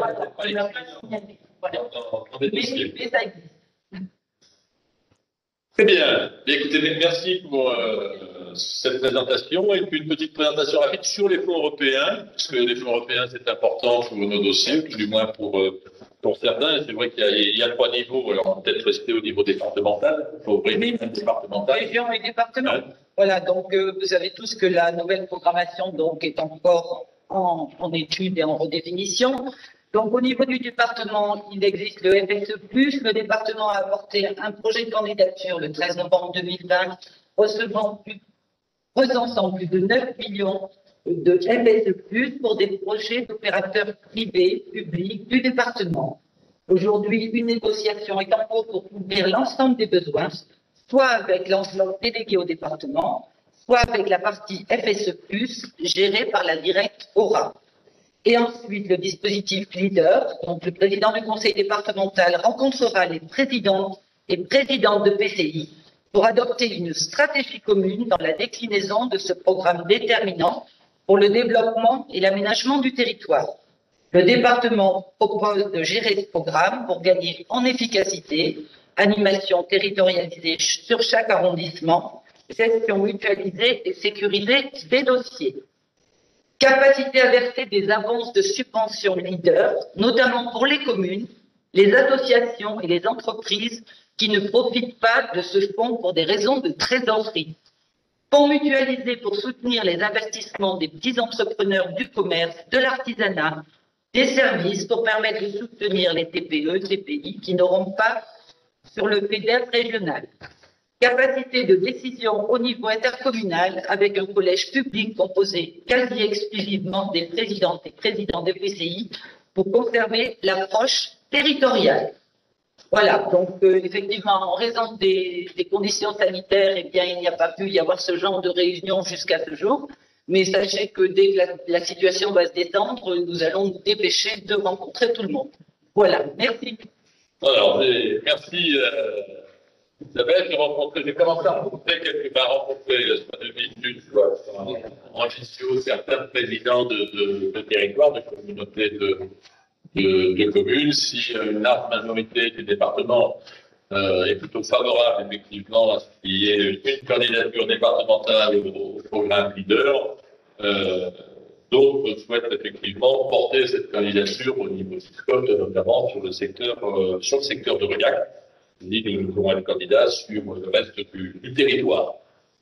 Voilà, concernant aussi, alors je peux retourner, que je ne les vois plus à l'écran, mais nous avons les parlementaires, s'ils veulent intervenir. J'en profite pour saluer Christian Montin, le président des maires, qui était à l'écran, qui a disparu, puisque l'AMF a organisé un rendez-vous samedi dernier, un échange entre les maires et les parlementaires. Donc voilà, donc je ne sais pas si certains parlementaires, entre nos députés, Vincent Descoeurs, Jean-Yves Pony, Stéphane Sautarel et Nadia Delpro, si certains souhaitent prendre la parole pour apporter des compléments, des informations nationales, n'hésitez pas. Je vois Vincent Descoeurs, il lève la main. Vincent, je donne la parole. Oui, bonjour Bruno, bonjour à toutes et à tous. Juste un tout petit...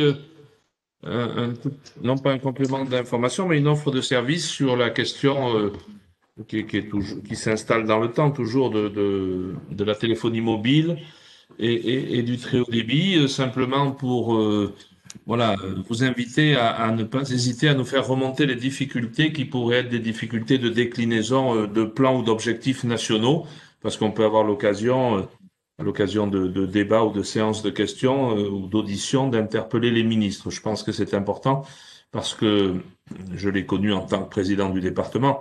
On a beaucoup fait. Tu as rappelé les pylônes qu'on avait construits pour faciliter la résorption des ondes d'ombre. On a beaucoup fait aussi sur le plan très haut débit avec la perspective de la fibre fin 2022 dans plus de 90% des foyers. Et en même temps, je l'ai mesuré et je le mesure aussi en tant qu'administré. Il y a toujours une impatience qui naît d'un décalage entre les objectifs qu'on affiche et puis la réalité des travaux. C'est encore plus vrai aujourd'hui avec la crise Covid. Donc c'était simplement pour faire une offre de service et voilà, vous inviter à nous faire remonter au cas par cas quand les difficultés peuvent être liées à des retards dans la mise en œuvre de plans nationaux.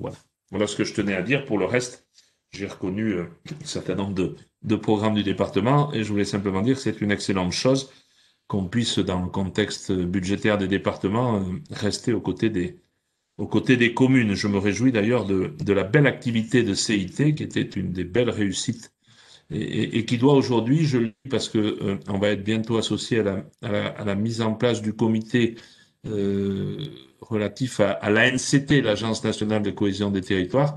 Voilà, il faudra, pour que les collègues, pour une bonne efficacité, pour que les collègues élus s'y retrouvent, il va falloir que sur la déclinaison départementale de cette ANCT, on s'assure bien qu'il y ait une complémentarité entre ce que nous faisons déjà et cette Agence nationale de cohésion des territoires. C'est ce que j'avais indiqué dans le débat national, en rappelant, si besoin était, qu'il y avait des territoires qui avaient déjà des outils. C'est une excellente chose qui est l'idée de venir répondre aux questions d'ingénierie des communes. Et dans des départements comme le nôtre, dans le Cantal, il faut bien s'assurer que cette action de l'ANCT soit complémentaire de ce que fait déjà CIT et de ce que fait déjà très bien CIT. Voilà. Merci Vincent. Je vois Bernard Delcros. Bruno, oui, j'en ai terminé. Oui, un petit mot, vous m'entendez? Allô, vous m'entendez? Oui, on t'entend bien. Bon, juste un petit mot, je ne serai pas long. D'abord, Bruno, pour te remercier cette rencontre des territoires du département avec les élus et maintenant rentrer dans les habitudes, et je pense qu'il faut la maintenir, c'est important. À travers tout ce qui a été présenté, elle montre bien le rôle important que joue le département, qui reste quand même le premier interlocuteur dans la proximité des communes et des intercos, important à travers le dispositif financier, mais aussi, et je vais y revenir après Vincent, à travers CIT. Et aujourd'hui, on a beaucoup d'élus, notamment dans les petites communes et les nouveaux élus qui se tournent vers CIT pour les accompagner dans leurs projets, à la fois sur le plan technique et administratif. Et je pense que ça nécessitera peut-être de réfléchir à développer de nouveaux services et en tous les cas, peut-être à élargir le champ d'action de CIT. Dire aussi que nous arrivons au bout de la loi de finances pour 2021, donc aujourd'hui les règles du jeu sont connues, tant sur le plan de la fiscalité, des dotations que des subventions aux collectivités. Je ne vais pas rentrer dans le détail, bien entendu, là, mais si c'est nécessaire, je pourrais, voilà, s'il y a des questions plus précises, je pourrais y répondre. Sur la question de la téléphonie mobile, qui est un enjeu important que tu as évoqué, je veux redire, tu l'as évoqué aussi, mais il y a un abandon progressif pour des raisons que l'on connaît et qui peuvent s'expliquer, de l'entretien sur le cuivre, qui quand même pose un certain nombre de problèmes. Je pense notamment voilà, dans les secteurs ruraux où il y a beaucoup de personnes âgées et lorsque le téléphone fixe est en panne, les délais d'intervention et de réparation sont très longs. Et puis enfin, tu as évoqué aussi la question des fonds européens. Ce sera un enjeu effectivement très important parce que derrière, c'est quand même des aides concrètes à la fois pour les collectivités, pour les associations, pour les territoires. Et je souhaite, comme tu l'as évoqué, que l'on puisse trouver au niveau du leader, quelles que soient les décisions qui seront prises par la suite, on a tout intérêt à avoir une stratégie à l'échelle du Cantal, même s'il y a plusieurs candidatures, avoir une stratégie commune pour ne pas passer à côté des programmes leaders. On sait que ça sera, à la fois il y aura une nouvelle programmation de leaders, mais en même temps ça sera un peu plus compliqué, sans doute moins de candidatures retenues. Donc on a intérêt à avoir une stratégie commune pour que aucune commune du Cantal ne se trouve tout à coup au bord du chemin des programmes leaders. Et puis dernier point, sans rentrer dans le détail, il y a quand même le sujet de l'offre de soins sur lequel peut-être qu'il faudrait que, je ne sais pas par quel biais, mais que le département, Vincent fait un travail à l'Assemblée sur le sujet. Il faudrait qu'à un moment, peut-être le département voit comment il peut aider les territoires qui sont aujourd'hui en difficulté, notamment par rapport aux médecins généralistes. Comment le département peut accompagner, aider, par quel biais. Ça reste quand même la priorité des priorités de pouvoir avoir un soin de premier recours dans la proximité. Voilà, en tous les cas, un grand merci. Et j'en profite pour remercier les services du département, parce que moi, tous les retours que j'ai des élus, c'est que quand ils appellent les services du département, les services se rendent toujours disponibles, sont toujours voilà, facilitateurs. à la fois dans la formation et dans le suivi des dossiers. Et effectivement, c'est en effet très important parce que, encore une fois, ça reste souvent les premiers interlocuteurs des élus. Voilà, un grand merci donc pour tout ça. Merci pour cette intervention. D'autres demandes de prise de parole. Stéphane Sautarel. On ne t'entend pas, Stéphane. Ah, pardon. Non.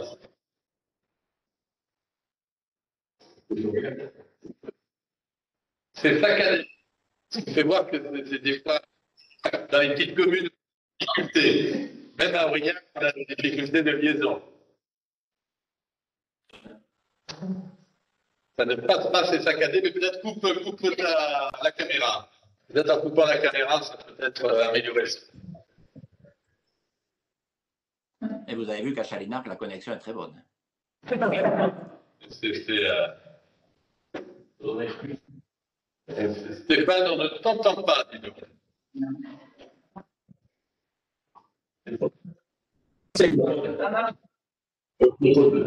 Peut-être avec le téléphone, si tu veux, mais là, ça ne passe pas. Ça ne fonctionne pas. Peut-être en téléphone.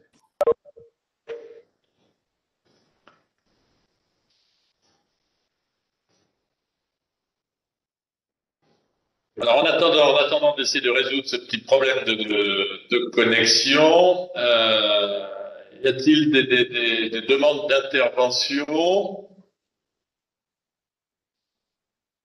Voilà. C'est une question. C'est la commune de Monompise. Donc, la commune a été sollicitée au sujet de la menace qui pèse sur la ligne ferroviaire Aubrac. Voilà. Et puis, l'enjeu de la liaison Paris-Béziers, enfin, tous les problèmes, enfin, les enjeux de fret. Et donc, la question, en fait, c'est une possibilité décisif si l'ensemble des communes des services se mobilisent. Et ensuite, les EPCI, le département, la région, sont-ils engagés sur ce dossier et ont-ils cette même volonté de sauvegarde, voire de développement du fret, train de nuit, train vélo, ligne SNCF. Alors, sachez que sur le train, on est mobilisé. Le département a pris plusieurs motions. Financièrement, on a passé la parole à Vincent Descoeurs, qui a été à l'initiative de plusieurs démarches, notamment sur le train de nuit. Et puis après, on évoquera le Paris-Béziers. Et on essaie, pendant ce temps-là, de résoudre un problème de connexion avec Quatre d'Arrêt. Vincent Descoeurs. Oui, Bruno, merci. Sur cette question du train, et je profite de cet intermède juste pour effectivement rendre compte de l'action que nous menons au niveau de la présidence de la SNCF et des ministres successifs Borne et Djebari pour porter une candidature à une expérimentation du train de nuit. Quand je dis expérimentation du train de nuit, c'est l'idée que nous pourrions disposer d'un mode de déplacement plus abordable pour le plus grand nombre et qui nous permettrait de ne pas perdre une journée ouvrable pour rejoindre Paris et une autre journée pour en revenir. Alors très clairement, le gouvernement avait annoncé la mise en place d'expérimentations. Encore une fois, qu'on se comprenne bien, il ne s'agit pas de trains de nuit tels que nous les avons connus, il s'agirait de trains de nouvelle génération avec peut-être d'ailleurs à terme une motorisation hydrogène, ce qui permettrait de résoudre des problèmes de nos voies de chemin de fer, puisqu'elles ne sont pas électrifiées jusqu'à ce qu'on rejoigne les correspondances. Donc voilà, c'est un dossier sur lequel je suis très mobilisé, les collègues parlementaires aussi. L'idée pour nous serait de pouvoir identifier la liaison Aurillac-Paris comme une liaison susceptible d'accueillir une expérimentation. À cette heure, malheureusement, dans le plan de relance, il n'y a que 2 lignes qui ont été retenues, une en provenance de Nice et l'autre du côté des Pyrénées, je crois. Donc voilà, c'est un travail de longue haleine, mais je pense que ce serait important pour tout le territoire si nous pouvions obtenir gain de cause, sachant que sur cette question des lignes ferroviaires, à juste titre, un des participants a évoqué la question de la ligne du côté de l'Aubrac. Donc là, on a un comité pluraliste qui est constitué pour faire en sorte que cette ligne puisse continuer à fonctionner. On a le même sujet à l'ouest du département avec là aussi une action forte pour faire prendre en compte le maintien d'une liaison entre Aurillac et Brive, qui est très importante pour tout le bassin aurillacois. Voilà sur cette question du ferroviaire. Peut-être que le temps que j'ai meublé aura permis à Stéphane Sautarez de retrouver une collection de bonne qualité. Stéphane. Vincent, quel est le poids d'émotion? Le poids d'émotion, on ne sait pas, mais ça fait voir qu'on est soudés et qu'il y a une volonté de l'ensemble des collectivités. C'est que tout le département peut et doit porter cette émotion parce que c'est le nom. On peut avoir effectivement l'argent. On arrive Vincent. Et juste pour indiquer, tu as tout à fait raison de dire que c'est un sujet qui demande une mobilisation collective. Je pense que l'avenir de ces deux lignes, qu'elles soient à l'est ou à l'ouest, c'est la question plus générale de l'ouverture du département. Alors, il y a eu des investissements du département sur les réseaux routiers, il y a les efforts sur la ligne aérienne. Je pense que sur le rail, il y a à la fois l'opportunité du plan de relance, mais il y a aussi les lendemains peut-être plus compliqués en termes budgétaires pour notre pays. Donc, je pense que c'est le moment pour que nous nous mobilisions tous pour essayer d'assurer le maintien d'une liaison ferroviaire digne de ce nom. Merci. Alors, merci pour cette précision. Alors, nous allons essayer de joindre Stéphane Sautarez. Oui, merci. Est-ce que vous m'entendez? Que vous entendez? Oui, on entend. Un peu loin, mais on entend. J'étais pas sur mon appareil ce matin, donc c'est pour ça que j'ai un problème de son. Mais je vais être très bref. Je remercie Bruno et le conseil départemental à la fois pour l'initiative de ces rencontres, de cette conférence des territoires.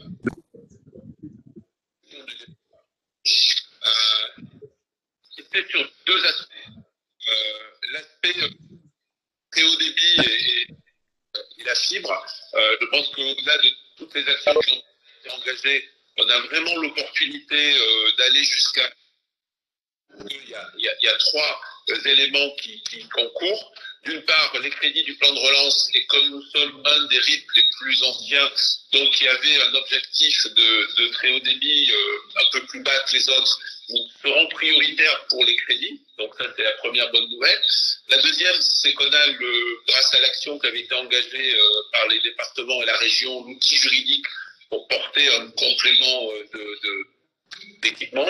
Et enfin, le dernier point, ça rejoint la remarque sur le filaire, c'est qu'aujourd'hui, l'opérateur a un intérêt à accélérer cette desserte, puisque le réseau cuivre étant totalement obsolète, il a aussi intérêt à contribuer financièrement à sa mutation. Et je pense que la bonne commercialisation du réseau doit permettre de trouver un montage financier qui peut permettre d'atteindre les 100%. C'est l'action en tout cas qui est engagée par les uns et par les autres, et je suis bien sûr tout à fait disposé pour continuer à y contribuer. Et le deuxième aspect sur lequel je voulais insister, c'est celui de l'ingénierie. Beaucoup a déjà été dit, et notamment dans la complémentarité avec la NCT qui va se décliner au niveau départemental. Mais moi, je crois beaucoup au renforcement de CIT de façon à donner un interlocuteur aux communes encore plus disponible, encore plus présent. Et aujourd'hui, CIT est un peu victime de son succès. Et donc, je pense qu'il faut absolument, c'est un message que j'ai déjà transmis au président de CIT et du département, renforcer encore, bien sûr en complément avec la NCT, qui peut aussi amener peut-être des crédits à CIT pour renforcer les moyens humains afin de répondre dans les délais les plus brefs et avec l'efficacité qu'on connaît aux communes, puisque c'est un sujet essentiel pour elles. Surtout en ce moment où il y a énormément de dossiers à monter par rapport aux différentes sources de financement mobilisées. Voilà, je ne vais pas être plus long et désolé pour la mauvaise qualité de la connexion.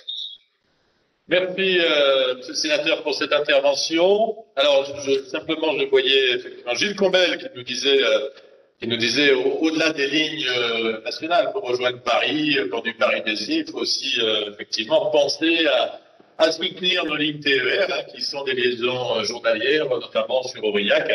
Je pense à la ligne Figeac-Aurillac. Bien évidemment, c'est l'avenir du rail, l'avenir du train dans le département, et je vais dire sur le le territoire national dans ce qu'on pourrait appeler le chevelu. Il y a des grandes lignes nationales et les lignes haute vitesse qui sont bien souvent, enfin, qui ont eu bénéficié d'un traitement particulier, et puis le reste a été laissé un peu à l'abandon, je crois qu'il faut bien le dire, et aujourd'hui, on doit se mobiliser pour arriver à les maintenir.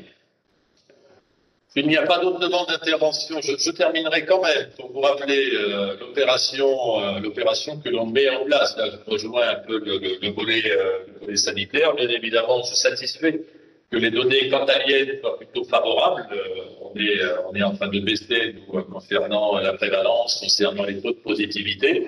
Il n'a pas échappé qu'on s'inscrit pleinement dans l'opération régionale qui a été mise en place. Ça fait que nous irons dans 44 communes sur 236, il me semble, enfin quasiment présent dans une commune sur 5 à partir de lundi et pour les 8 à 10 jours qui viennent, de manière à donner la possibilité aux Cantaliens de pouvoir faire un dépistage. Tout ça s'est organisé, bien évidemment, c'est encadré par la profession médicale, l'ordre des médecins, les laboratoires. Donc dans toutes les communes, les bus, des tentes sont mises en place pour les prélèvements. Vous avez dû recevoir un kit de communication, une affiche. Alors, sachant que soit les prélèvements ont lieu le matin ou l'après-midi. Le matin, on est sur des créneaux de 9 à 12 heures et l'après-midi de 13h30 à 17 heures. Sachant que, bien évidemment, s'il y a du monde après 17 heures, on ne ferme pas, on fait l'ensemble des tests. Le but du jeu de cette opération massive, c'est de détecter ceux qui sont positifs. C'est de détecter les positifs pour qu'ils puissent être isolés. Voilà, et puis bien évidemment, pour ceux qui sont négatifs, attention, ça n'est pas un blanc-seing. Voilà, il faut bien évidemment respecter toutes les règles barrières durant cette période de fin d'année. Si vous n'avez pas de questions particulières, écoutez, je voulais saluer, alors, il me semble que j'ai oublié Aline Dugonnet, qui était à mes côtés depuis ce matin. Et puis sur l'écran, j'ai vu bon nombre de collègues conseillers départementaux. J'ai vu Patricia Bellito, Gérard Sala, Madame Mérodinck, Monsieur Cabane également, je l'ai vu paraître, Lydia Lerieux. Voilà, de nombreux conseillers étaient là, donc je les salue. Et puis écoutez, permettez-moi de vous souhaiter de bonnes fêtes de fin d'année, même si cette année, elles sont un peu contrariées, effectivement, par la situation sanitaire. Aujourd'hui, si je pouvais écrire un cadeau que je souhaiterais avoir, je suis persuadé que ce serait la possibilité de skier au Luron. Voilà, écoutez, merci à vous et bonne fin d'année. Merci, au revoir. Merci Bruno. Merci. Au revoir, bonne fête de fin d'année à toutes et à tous. Tout le monde, bonne fin d'année. Avec Valérie compris, c'est